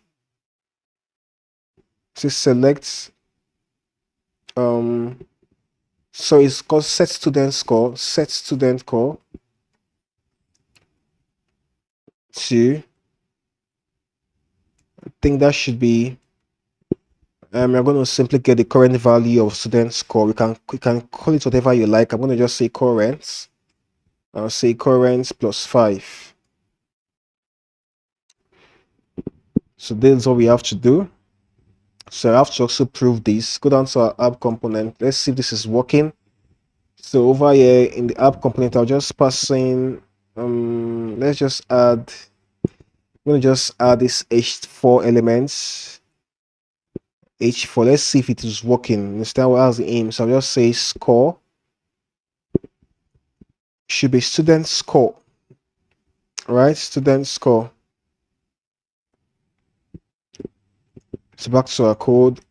Right now, because the score is 0 at first. So let me just try maybe again. So let's start. So I'm going to pick JavaScript's most popular front-end framework is React. So click on React. Ouch. Okay. Before we see the answer, we have to click on the next button, right? Hope I'm correct. Next. Perfect. You can see we got the previous question. You can see it has increased. We're going to say JavaScript runtime environment for the backend is. The answer is Node.js. I'm going to pick command prompt. Let me pick Node.js. Command prompt. Okay. Next, you can see I failed that question. The answer was Node.js, but I picked something else. Python most popular backend framework is. This is Django. Click on next. Perfect. 10. So this is MariaDB. Click on next. Right, we have 15. Reach to, this should be, so this should be Django REST framework. I should have, sorry, it is Django REST framework, not just Django. So click on this, and yeah, so we've got this now. This should be Django REST framework. I'll correct this. So you can see now our score is being updated as we pick the right option. So we've got that now. So the next thing is for us to work on the finish button. So whenever we are done, we want to submit our quiz to the backend, understand, and update the backend also, understand. So we're going to work on that next. Okay guys, right now I think it's time for us to work on the finish button. So whenever we click on this button, we want to submit the quiz, understand. So we're going to work on that next. I think it's better we give this, it's better we call this submit quiz than saying finish. So let's correct this. It's better it is called submit quiz, and that can be found on the, that should be on our next button components. So here it is. So I'm going to just simply rename that to submit quiz. Submit quiz, right? And there it is, right? That's it. So our aim is this now. Whenever we click on this button, we want to simply update the value of loading states. You know, by default, the value of loading state is loading. You understand? So whenever we submit our quiz, we want to update the value of these states to finished, right? You get, so let's work on that next. Okay, so we're going to go down to, we're going to simply pass this setup function as a prop over to our next button components. So pass it over here. We have to receive this, we have to receive this prop in the next button components. So I'll open this on the right. Yeah. So here we are. We have to receive it here. And we have to simply, I'm going to create a new function. I'm going to say function submit quiz. Right, submit quiz, and then we're going to simply pass the setup function. We're going to simply update the value of loading state to finished, right? Finished. That's that. So we're going to call this function whenever we click on the finish button, on the submit quiz button. So I'm going to add an on-click event there. I'll simply call, and I'll here. So whenever we click on this button, yeah. So because they don't worry, we'll get back there. So whenever whenever loading state is finished, whenever the value is finished, we want to simply render a different screen. So whenever the value of loading state is finished, we want to display another screen, right? So we're going to call this screen. We're going to say the name is called finished screen. Finished screen.jxx. It's enter, and as usual, we're going to say RAFCE, and yeah, here it is. So we've got this already. So what's the next step? I'm going to get the code for these components. So I have got the code already. I'll simply paste it here. Yeah, that's the code. It's a simple HTML, simple JXX, simple code there. So okay, we're not done. So back to where we were. So back to our app components. I'm gonna close this guy. Back to the app components. I'm gonna say if, okay, yeah, I think it's, I'm gonna come over here and say if loading status, if it is equal to finished, if it is equal to finished, I'm going to simply render out the, I want to simply display the finished screen, the finished, right? It's called finished screen.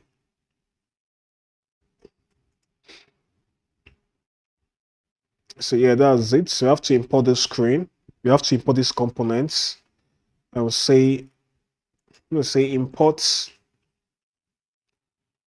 finished screen. Yeah. So let's try it again. So loading status, did I spell it wrongly? Loading status. This could not find name. Loading status. What's the name? So it's loading states. Loading states. So now back to our page again. So I'm going to say, let's enter Mary. Let's start. So let's head over to the last question.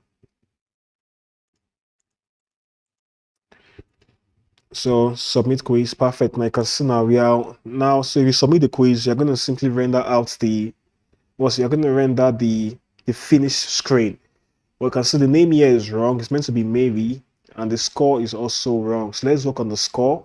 So let's work on that next. So over to our finished screen. So here's a finished screen. So we have to pass the right props over to this screen. So for example, we need the username, and we also need the score, right? So we need these two items. Okay. And we also need, we need this username, the score, and what else again? Okay, let's proceed. Let's proceed. Okay, so I'm gonna come over here. I'm gonna create a new state. I'm gonna just say const. Let me just say quiz total score. Quiz total score. So the user is. So I'm gonna say should be equal to. So quiz total score is meant to be equal to. That should be. So for each question is 5 marks, right? So I'm gonna just say. I'll say num questions times 5, right? Times 5. Or I might just create a new state and just say const. Let us say score per question should be equal to 5. Yeah. So the quiz total score is going to be number of questions times the score per question. So that's it. So I'm going to pass in the student score, the username. So let's start passing them. In fact, yeah, it's going to say student score should be equal to student score.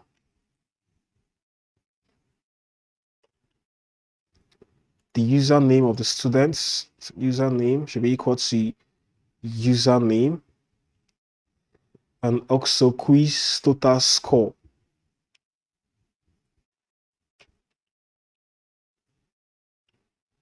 Quiz total score should be equal to quiz total score. So so we've passed in our props. We are going to simply accept all these props in the finished screen components. So I'll open this to the open this to the right. So here we are. So we're going to pass in the username, the quiz total score, and lastly the student score. So we've got that already. So say I can close this guy now. So over to our finished screen. Currently we're on the finished screen where we have cleansing. I'm going to pass in the username. Just paste it here. So so we've got that already. So what's the next step? So we are going to also pass the student. We're going to pass the student score. We'll pass it over here. Hope I'm correct. We'll pass it over here. We're also going. That should be. Sorry. We're also going to pass the student score. Yeah, and right here is the percent. Let's see what it looks like now. Ouch, we're having an error. Inspect.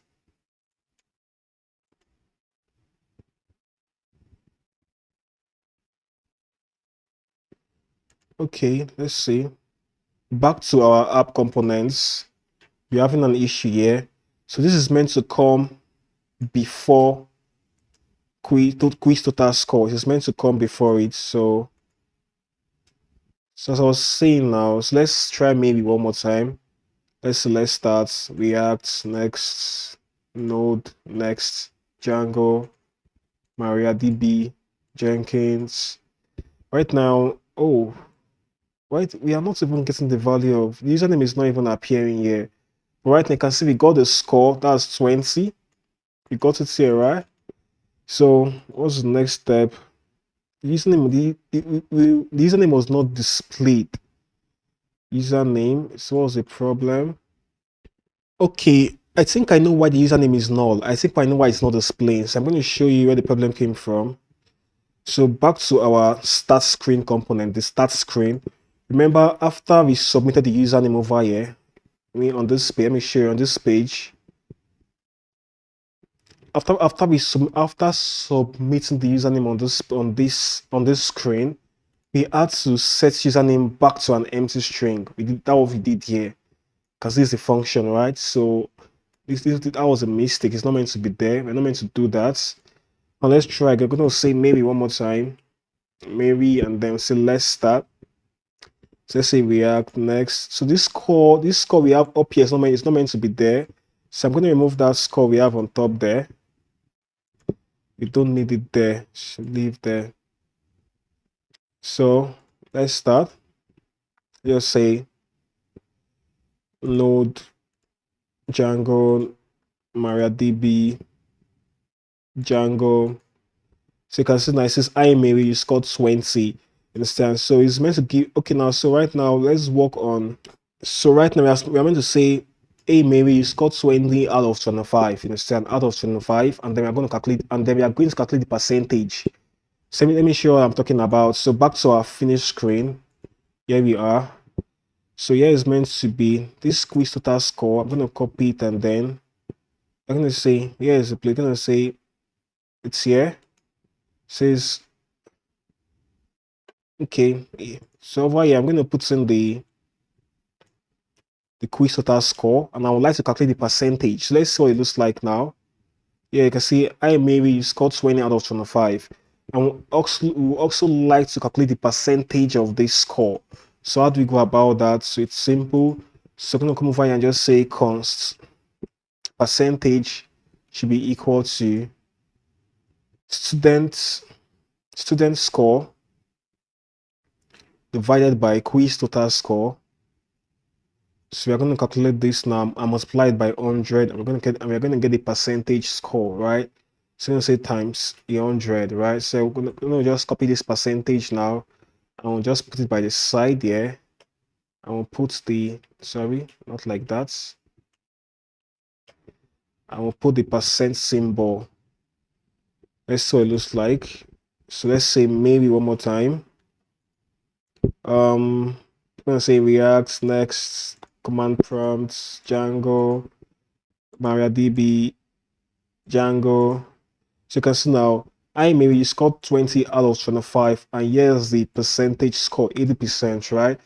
So I think we are done with we are not done with the finished screen, because after submitting the quiz, we are meant to send a request to the backend. We are meant to capture this student score on the backend. Because if you go down to the backend now, maybe you see having 0 as a score. You understand? Still having 0, and over here, Casimiri scored 20, and she has taken the quiz. So what we are meant to do is we are meant to like send this score to the backend for Mary.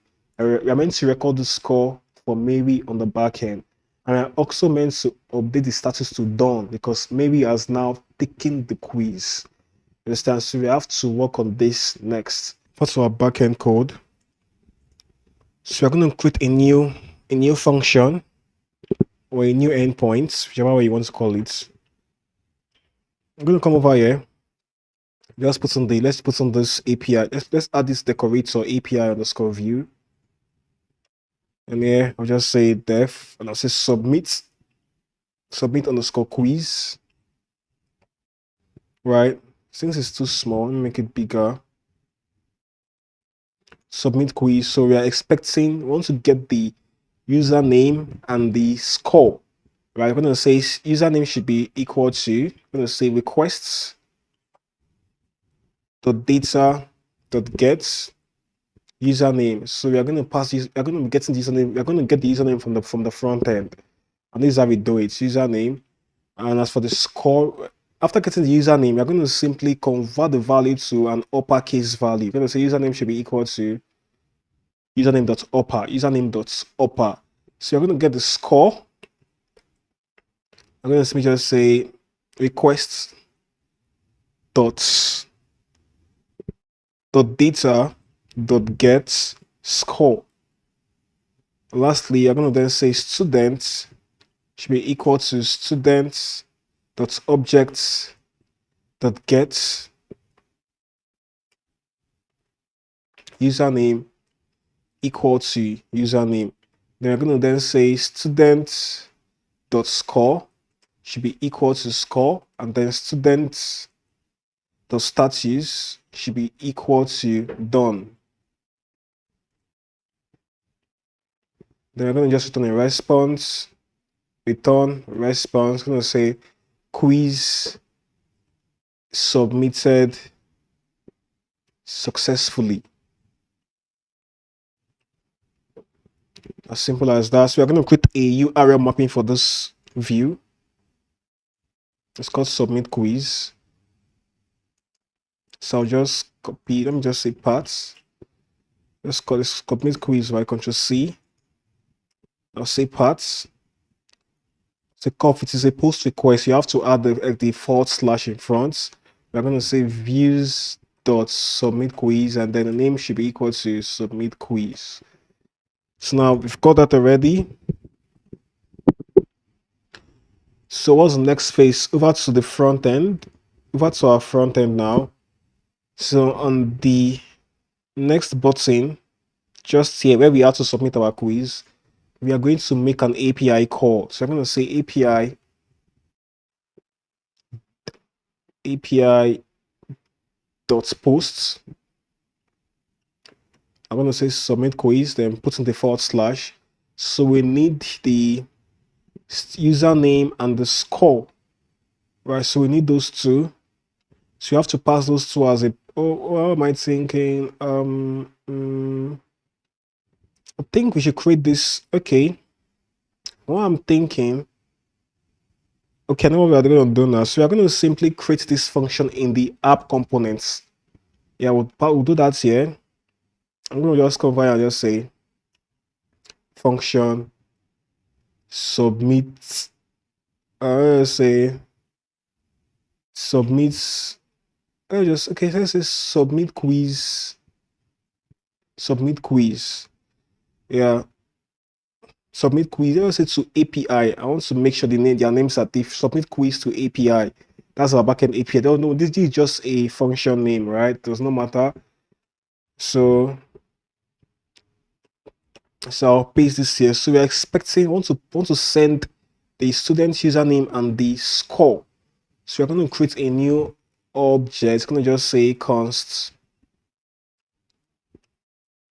I'm going to say students. Let me just say student quiz. So we're going to say username should be equal to username, and the score should be equal to. Sorry, the score should be equal to student score. Right, so that's it. So that's what we are doing. You can see const should be equal to. So you can see for me now this username, and you can see on the back end you are expecting the username and this score, and these are their values. This one and this. Right, those are the values. So I'm going to pass this object over to our API post. Pass it here. What am I going to do after submitting the quiz? So we are going to just say what am I doing? Just say dot then, nothing serious, just say dot then. But then we're gonna just say console.log response.data. As for the error, we're gonna just for the catch, we're gonna say dot catch. You're gonna say console.log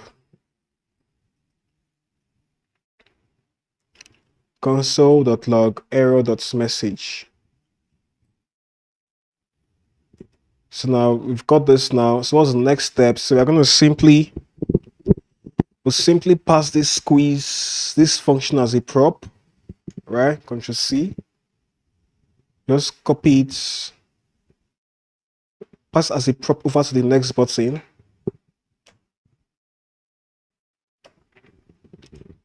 Right, yeah, and then over to our next button, we have to receive this prop.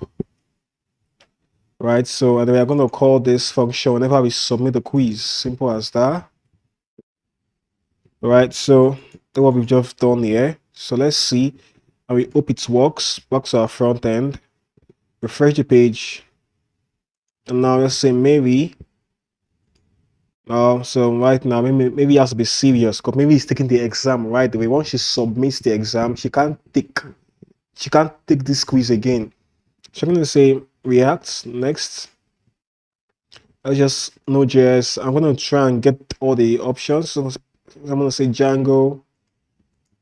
Which of the following is a database? That is MariaDB. And which tool does Django use for creating REST APIs? It's supposed to be Django REST framework. It's supposed to be Django REST framework, but what we have here is Django. Sorry, that was my mistake. I'm going to correct it on the back end. So submit quiz. Oh, maybe scored 20 out of 25. She's meant to score 25. Okay, so back to the back end. Let's see. Refresh. Ouch, there was no request to the back end.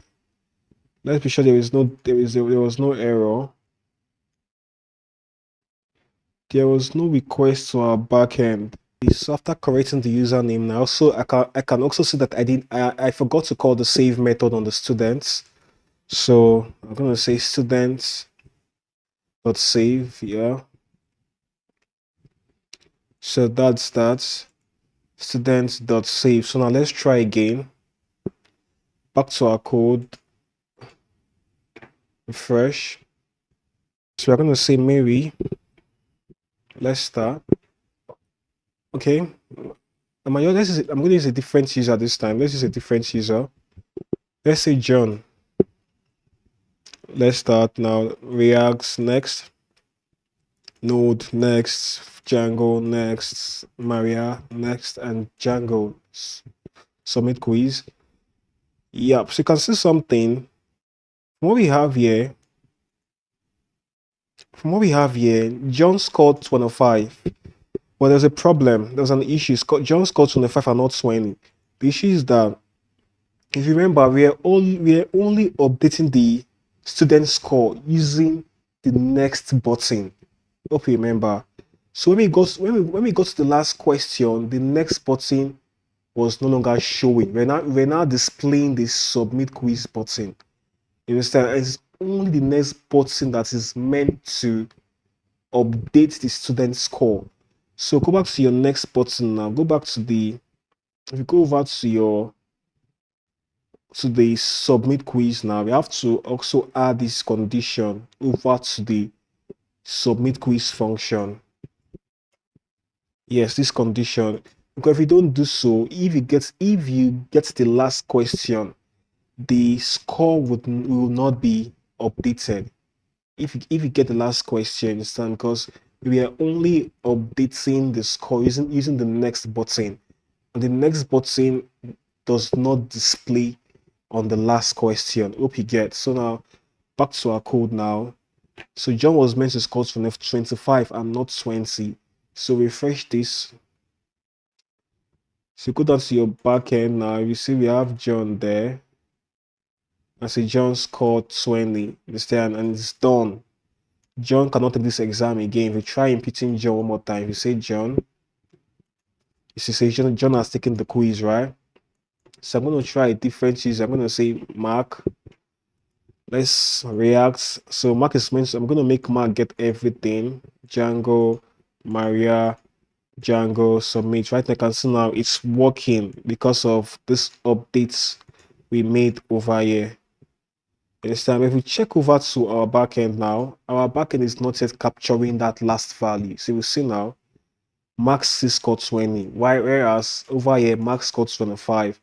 That's because at this point, because this is an asynchronous stack. So this function got called before this value got updated. So we are going to simply avoid that next. Now, we're going to avoid that. So over here, we're going to do this now. So I'll just break this. And I'll say updated score should be equal to this. Right, then I'll simply call this function over here. I'm going to pass this updated score as an argument. So I'll pass it over here. You have to pass this updated score as an argument to this function. We are not done yet. So it's meant to be, I'm going to say const. Sorry, I forgot to say that. Right, so over to our app components where we declare this function. So we're going to be expecting, we're going to declare a parameter there. I will also call it updated score. Instead of updated score, right? And what next? Okay, I think we have to bring in this objects inside our function, and I'll simply replace the student score with the updated score. I hope this works. I hope it works. Back to our next button, we have to return updated score. We have to return so it can update our states. I hope this works. I really hope. So let's try again.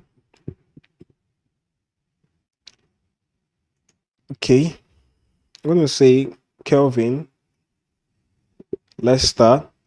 React next, Node next, Django next, MariaDB next, and Django submit quiz. That's 25.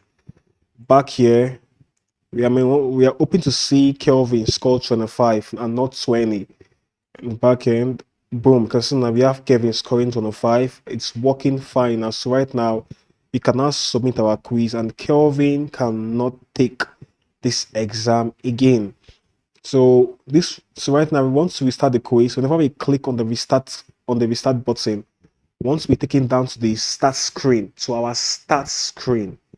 Hope you understand. So how do we achieve that? I hope you guessed it right. So we need to simply update the value of our loading states to so we have to simply update the value of our loading state to active. Sorry, to ready. To ready. Understand? Remember, whenever so you can see it over here. If loading state is equal to ready, show the start screen, right? So all we have to do now. So and we have the button over here, the start quiz. So we're gonna just declare a function. Let's say function and just say restart quiz. And what we're gonna do, we're gonna simply we have to pass this set loading states as a prop over to the finished components. We have to also receive it over here.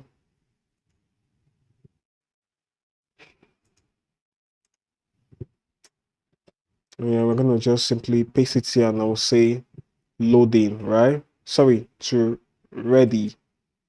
So I have to call this function whenever I click on the restart button. We just say unclick. Remember, whenever we restart the quiz, want to reset everything back to their default value. Want to reset the question index to 0. Want to reset the selected option back to 0, the correct option, the student score. Want to reset all of those back to 0. Hope you understand. So what we are going to do is simple. We are going to simply pass all this as a prop. So we're going to say question index should return back to 0. I'm going to just copy it and then pass it here. What else? Also, set selected option. Should we want to return it back to null? I will understand. And also, what's the next one? Want to set correct option back to null.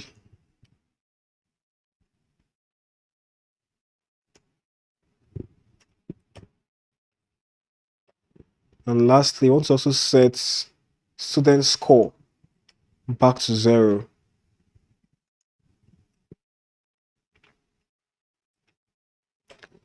So I'm going to open this. I'm going to simply open this finish screen on the right. So we have to receive all this prop from. We have already have loading states. We want to add in question index. Want to also add in selected option. And lastly, want to also add in correct option.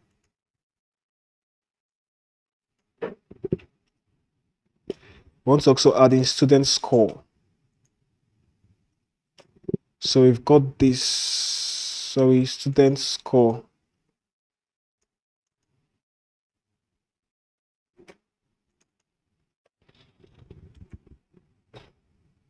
Okay. Okay.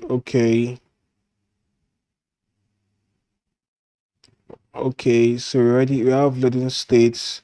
Yeah, so scroll up to the top again. So whenever we call whenever we click on the restart quiz button, we want to simply reset our quiz. So we're going to start with the question index. I want to set it back to 0, right? We just copy this back to 0. As for the selected option, I want to set it back to null. And as for the correct option, it should be set back to null. And lastly, for the student score, that should be set back to 0. So that's the restart quiz function. Very simple. No much stuff there. We have an error on line 99 in the app components. App component line 99.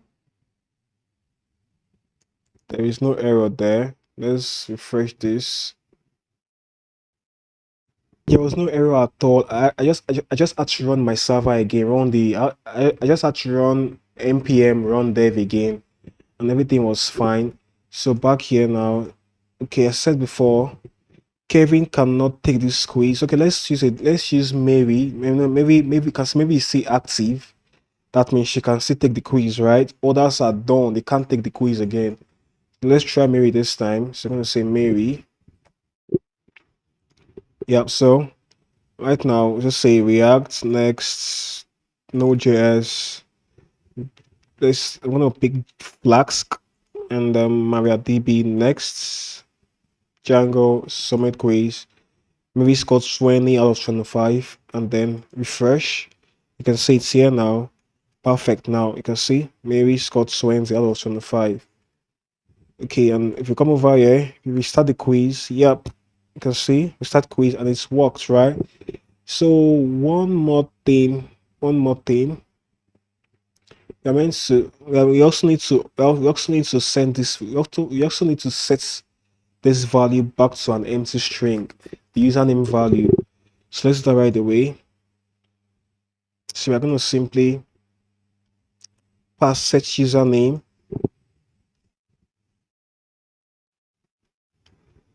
Set username over to our finish screen. And over here, you have to receive it. And over here, you have to set it to null. So an empty string, that's fine. So now that's it. That's that. And also, if you restart the quiz, we want to also remember we were storing these. Remember we stored the username in the local storage. Go down to the start screen. We stored the username. We stored the username in the local storage. I will still come back to this, but for now we are not yet there. I'm gonna say let you know why I had to store the username why I had to store the username in the local storage. I'll still explain that to you.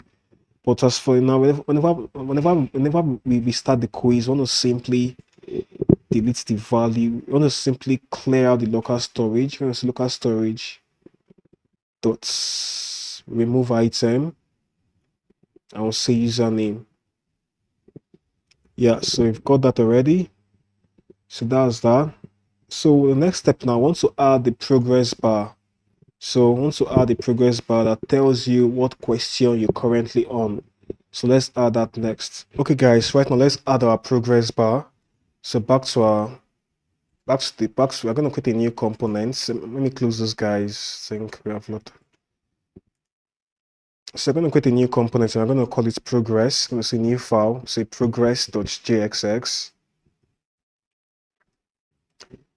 You're gonna say refce. Come on, yeah, or paste in the code for the progress bar. Yep, so we are here now. And over to our app components.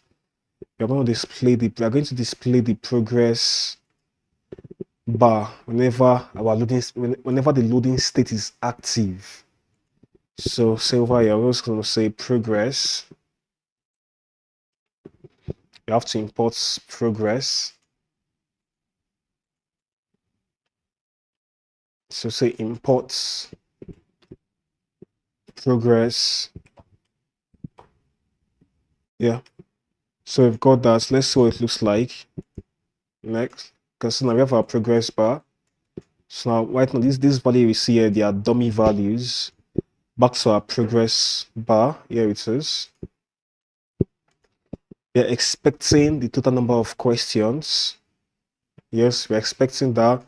We are also expecting the current question index we are on. So we're going to pass all these props right away. So the first one to pass is the question index. Copy this. And over to the, so again, we pass this here. We also want to pass the username. Want to also pass the number of questions.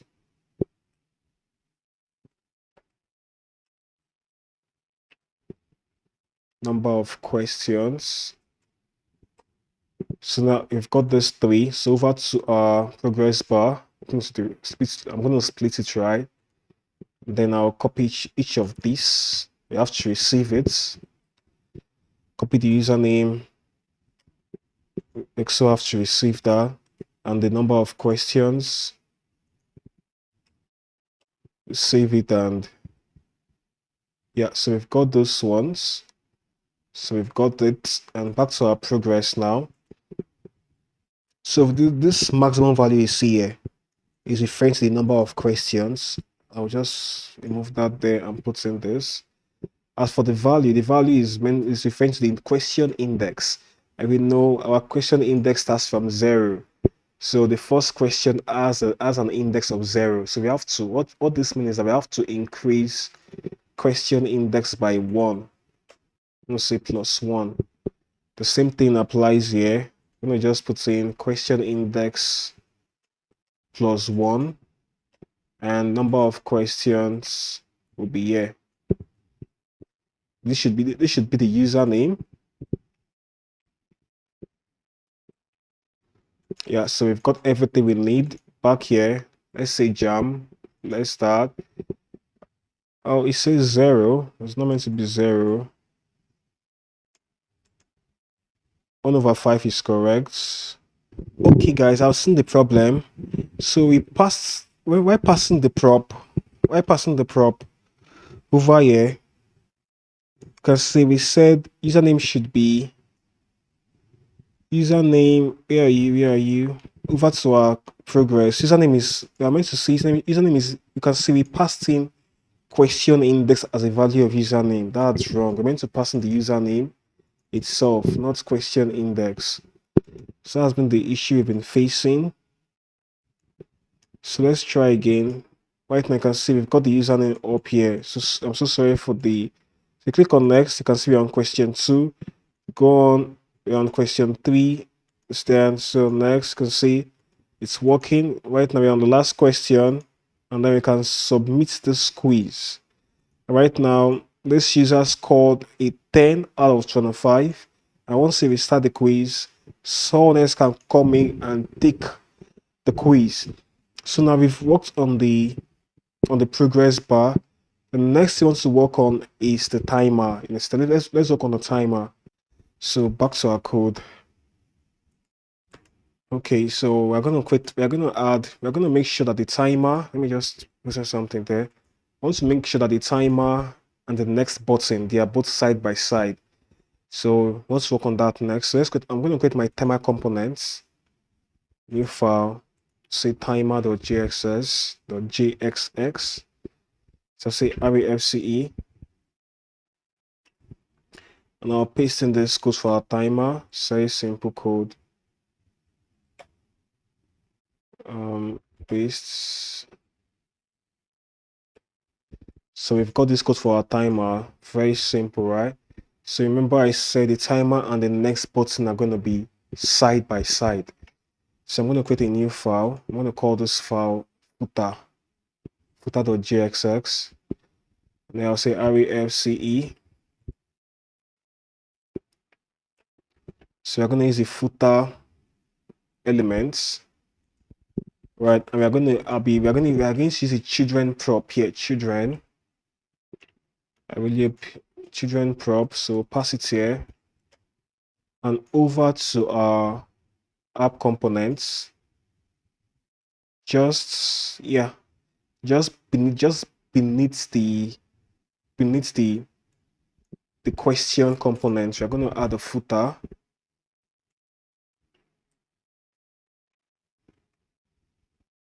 And we're going to add a timer. Here's our timer. And we'll copy the next button. Yeah, they have to be here. So you have to import the footer and the timer.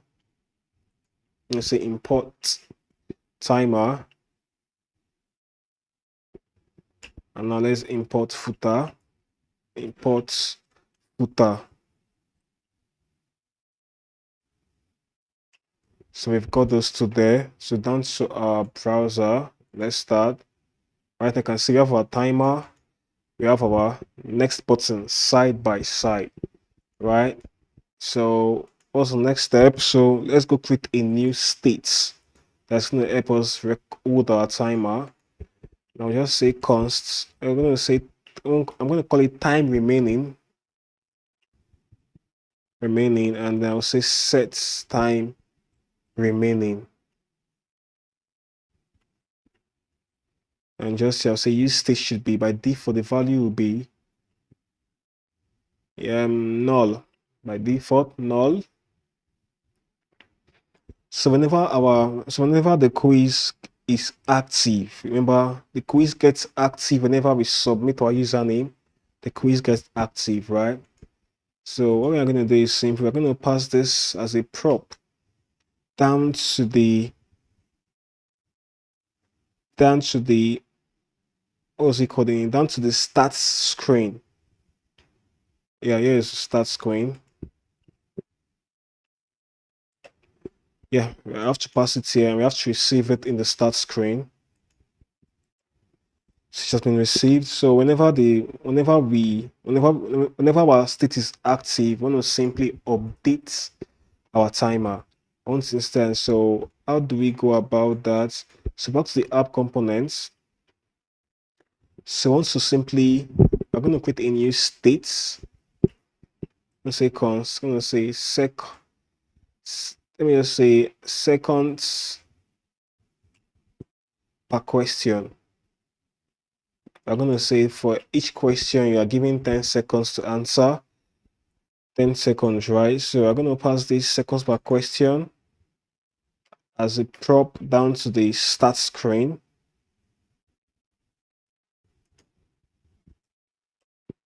Yeah.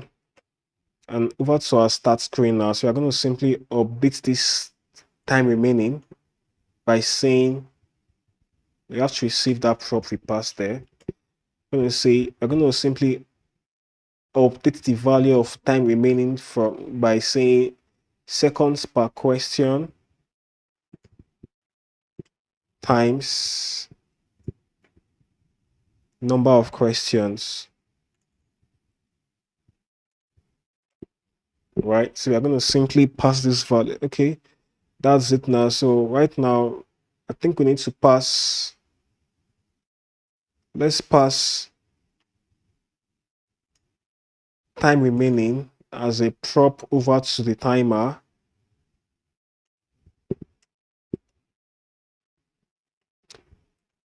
As a prop to our timer. So down to our timer, we have to receive this prop and we'll pass it here. Yep, let's try going in again. Yep, so we got 50 there. It says 50. So what's going to happen is this now. So whenever the quiz gets active, we are going to be brought down to the first page, to the first question. And once you're on the first question, you want the timer to start counting. You understand? So let's work on that next. So how do we make the timer start counting? It's simple.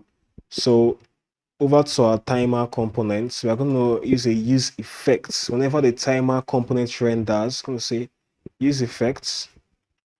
I'm going to have this function. So we're going to add our dependency array. And then we're going to say const id should be equal to set interval. Set interval, and we'll say function. So we want our function to run every 1 second. It's going to put in 1000 there. This is 1000 milliseconds. So for every, and that's equal to 1 second, right? So for every 1 second, we want this function to run. And what's going to be in the function is very simple. I'm going to simply pass, I'm going to pass in this set time remaining as a prop over to the timer components. Here's our timer.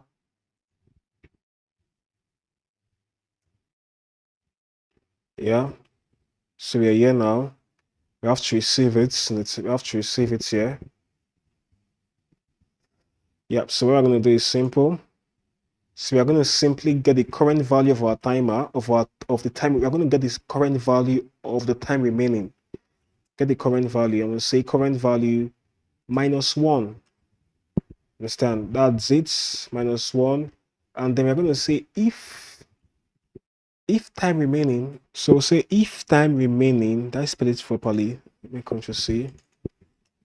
If time remaining is equal to 0, if it is 0, I want to simply submit the quiz. I want to simply show the user the finished screen. The finished screen that tells the user the score, right? And how do we achieve that? We can only achieve that by setting loading state to finished. So we're going to copy this setter function and pass it as a prop to the timer component. That should be done. Here's our timer. That will be done here. We have to receive it in the timer now.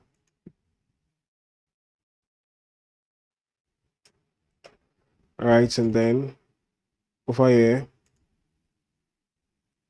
just say finished, right? So that's it. That's that, and I hope it works. And one more thing.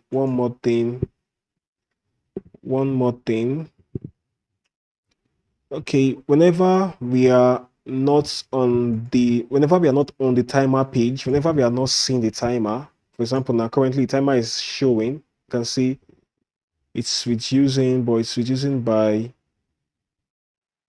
this is wrong. It is reducing by 2. It's meant to be by 1.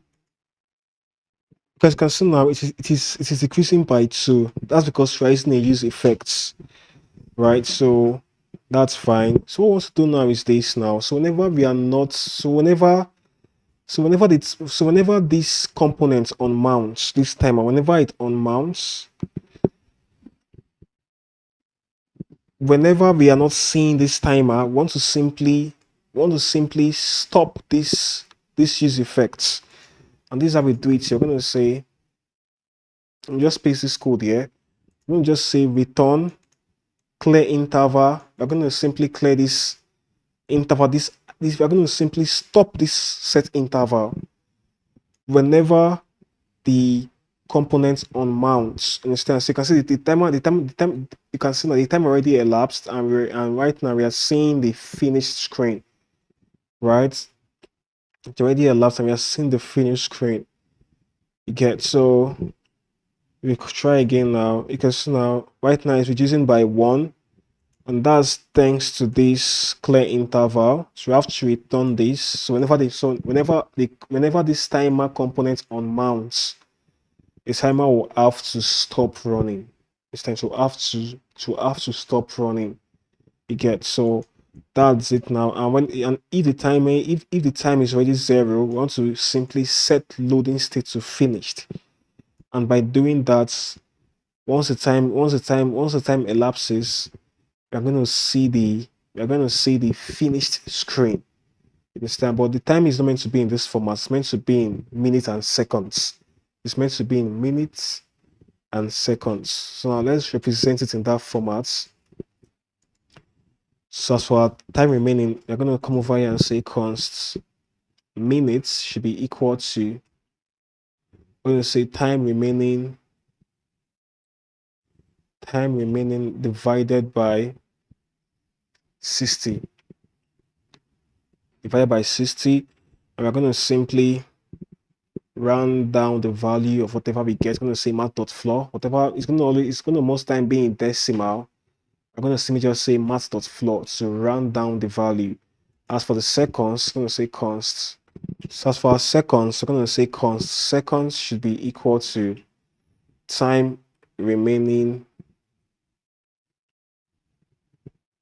and then we're going to say modulus 60. So this is right now this will give us the remainder of it's going to give us the remainder of this calculation. All this modulus does, it's going to give us the remainder instead. So we're going to pass these two values over to this point over here. So I'm going to pass in the minutes and the seconds.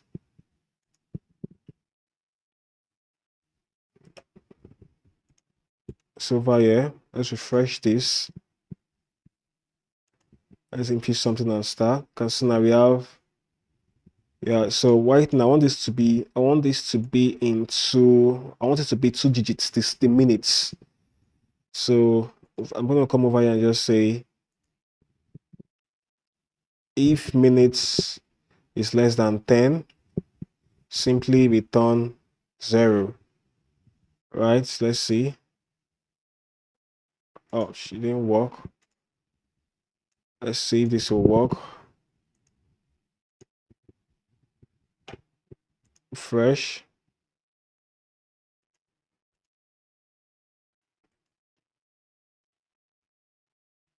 Sorry, if minutes is less than, it's meant to be if minutes is less than 10, not greater than. You can see it's there now. So we're going to say essentially if seconds is less than 10, want to also return, want to add that extra 0. Understand? So if seconds gets to 9, you see it's going to be a single value and it's not going to look good. You can see that, right? So it's meant to be 2 digits. So over here,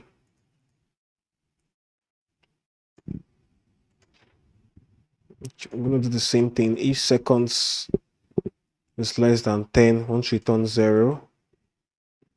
Yeah, so that's it. So now the next step now. So when the time elapses, want to submit the quiz, want to send a request to the backend to update the user's score. So we're going to work on that next. Okay, guys, right now it's time for us to make an API request to the backend whenever the time elapses. We want to make an API request to the backend whenever the time elapses, right? So back to our code now. So here's where our timer elapses. Whenever it is 0, it elapses here, right? You get, so what we're going to do is simple. We're going to simply come over here. We have to pass this function as a prop. We have to pass this function as a prop to the timer components, right? So we're going to copy it and then where's our timer? Here is it. Pass it here. We have to receive it. Remember, this function is going to be expecting an argument, right? It's going to be expecting an argument, which is the student score, You understand? That's what this function is. That what this function is. That what this updated score is representing. It is representing the student score. So I'm going to pass the student score also as a prop to our timer. There's our timer. Show up.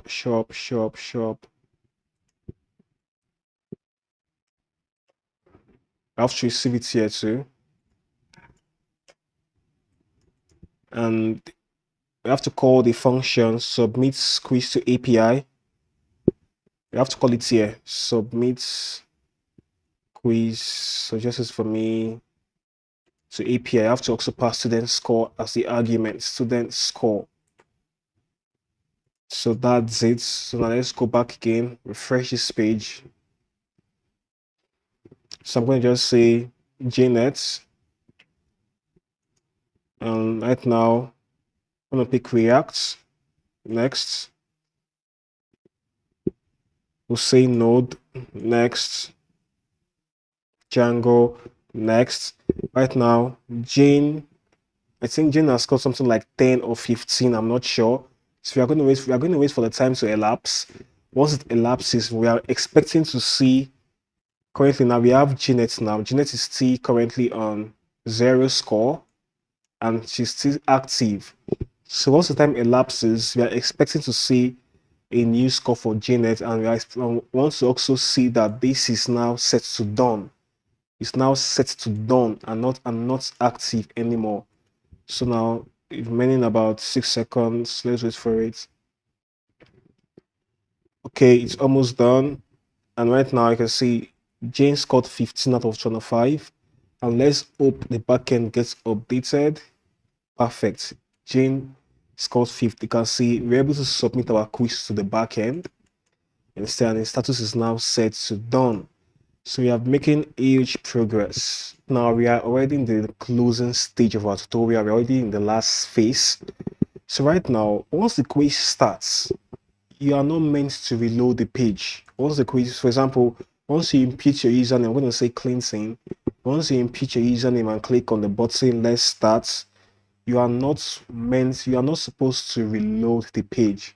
But if you reload the page, the quiz will get submitted and you will score 0. So you want to avoid this, right? You want to avoid this. So right now, I want to make sure that if a user reloads this page, the quiz gets submitted and the user scores 0. You get, so remember, if you reload the page, all our states we've set is going to go back to the default, to its default value. It is time if you reload the page. So we don't want that to happen. So we are going to add a warning sign that tells you that if you reload this page, you are likely to lose your data. So you are going to see that sign, and if you proceed to reload the page, the student is going to score 0. Understand? So whenever the quiz starts, something like this, if the quiz gets started like this, and you reload this page, you want to simply display the finished screen. We want to show the user the finished screen. So I'm going to implement that right away. Okay, back to our app components. So our app components, here we are. So I'm going to just say, sing cleansing. Okay, I'll just come over here and just say function. If you reload page, first thing we want to simply set loading state to finished. Sorry, set loading state to finished. Remember, if you reload the page, all our states will return back to their default value. Everything instant. If let's say we already have some new values for our state. For example, right now, already entered our username, right? If I click on let's start and I refresh this page, we are going to lose this value we set for the username. We are going to lose every other state. Every other state that got updated will be lost. You understand? That's why I had to save the username in the local storage. You understand? That's why I had to save the username in the local storage. Remember, in our start screen, when you try to input your username and to start the quiz, I had to set this username to the local storage for those that might want to reload the page. Understand? So right now, I know after you might have reloaded the page, all our states will get missing. And here, if you reload the page, you are going to simply, this use effects will always run. Whenever you reload the page, this use effects here, it will always run. And here I'm going to just say if local storage, you can see the reason why I had to save our username why I had to store the username in the local storage. Now it's useful. I'm going to say if local storage dot gets item username. If this is true, if there's a value for username in the local storage, I want to call this function called reload page. Reload page. Understand? Reload page, right? So let's see now. Refresh. Okay. Right now, let's just input something and let's start. Reload. Ouch. It is meant to show us. Let's see if our local storage is empty. Storage I meant. Local storage. Our local storage is currently empty. It's empty. So now I'm going to just input something now. Let's start. Click on it. So we can see our local storage here. Right? You can see it. Here you can see username is here. So I want to reload this page now. Reload. Ouch, it is not working. Okay, I see what the problem is. We are meant to simply return this. Return, not just, we're meant to return it. I forgot. So now if you refresh this page now, you can see now, right now, it just showed up the finished page. Right? You can see. Let's delete this guy. Local storage. Delete it. Delete username. Refresh. Perfect now. So we are only so it's only gonna happen if we have if we have the username stored in the local storage. That's when this function will be called. That's when it will be called. Understand? So right now, let me just try Mike. Let me just try something, any random name. So we have the username. So right now we have our username stored in the local storage. And if I reload the page, and right now it's showing the finished page. And you can see now we are meant to show here I username or I Mike, but because of the username has been set back to it has already been set back to its default value, which is an empty string because of the page reload. Understand? So right now for the finished screen, we are going to be getting our username from the local storage. Understand? So what we're going to do now is simple. So now we are going to simulate. Right now we don't need the username from the prop again. I'm going to just say const username should be equal to local storage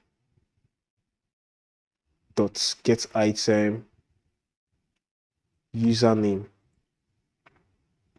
So that's what we need to do. And back to our app now. We don't need to pass that we don't need to pass the username over to the finished screen anymore. So now right now you can see we have gotten the name up here, right? We've got that there. And if you check closely now, you can see now we are having this is saying 0. It's not meant to be 0. It's meant to be the number. It's meant to be the total. It's meant to be, what was it called? It's meant to be the total quiz score. And our total quiz score is calculated from the number of questions times our total quiz score is gotten from the number of questions times the score per questions. And the number of questions is coming from the questions length. Understand? So what's happening here. So if we have the username stored in the local storage, we are going to call this function called reload page. And we are going to neglect this API call. Remember, this API call is what updates our question state. And from the question state, that's where we get our number of questions.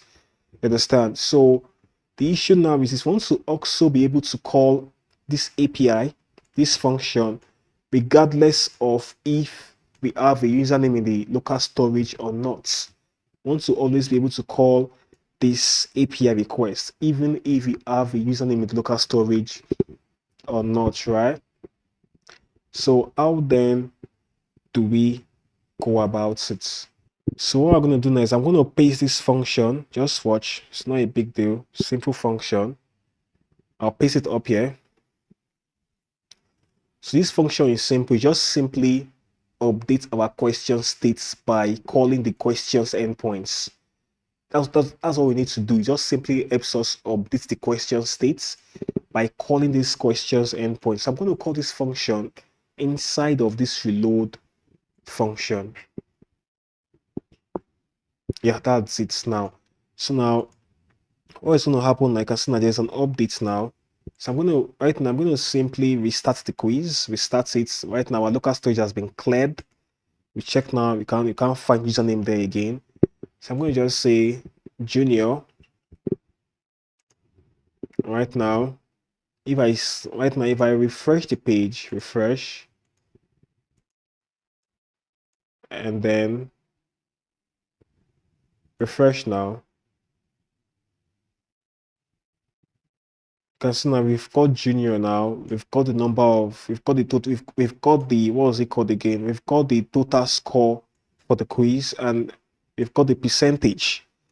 Everything is looking good, right? There's no problem, right? Everything is working fine. Right now, if I go down to the, if I come down here, we have junior already. Junior scored 0, but want to also update this to, want to also update this to what? To, what was it called? To done. So I hope you guys should know what we are going to do. We are going to simply call this function, this submit quiz to API, call it. We are going to pass the student score as a prop, student score as a prop, right? That's what we need to do. So now we're going to try again. I'm going to try the different user. We can still use junior because junior state is still active. It can still take the quiz. So I'm going to say, okay, let's restart the quiz. Restart, and I will say junior. Now I'm going to say React next. Let's say Node next, Django next, MariaDB next, and Django submit. Junior scored a 205.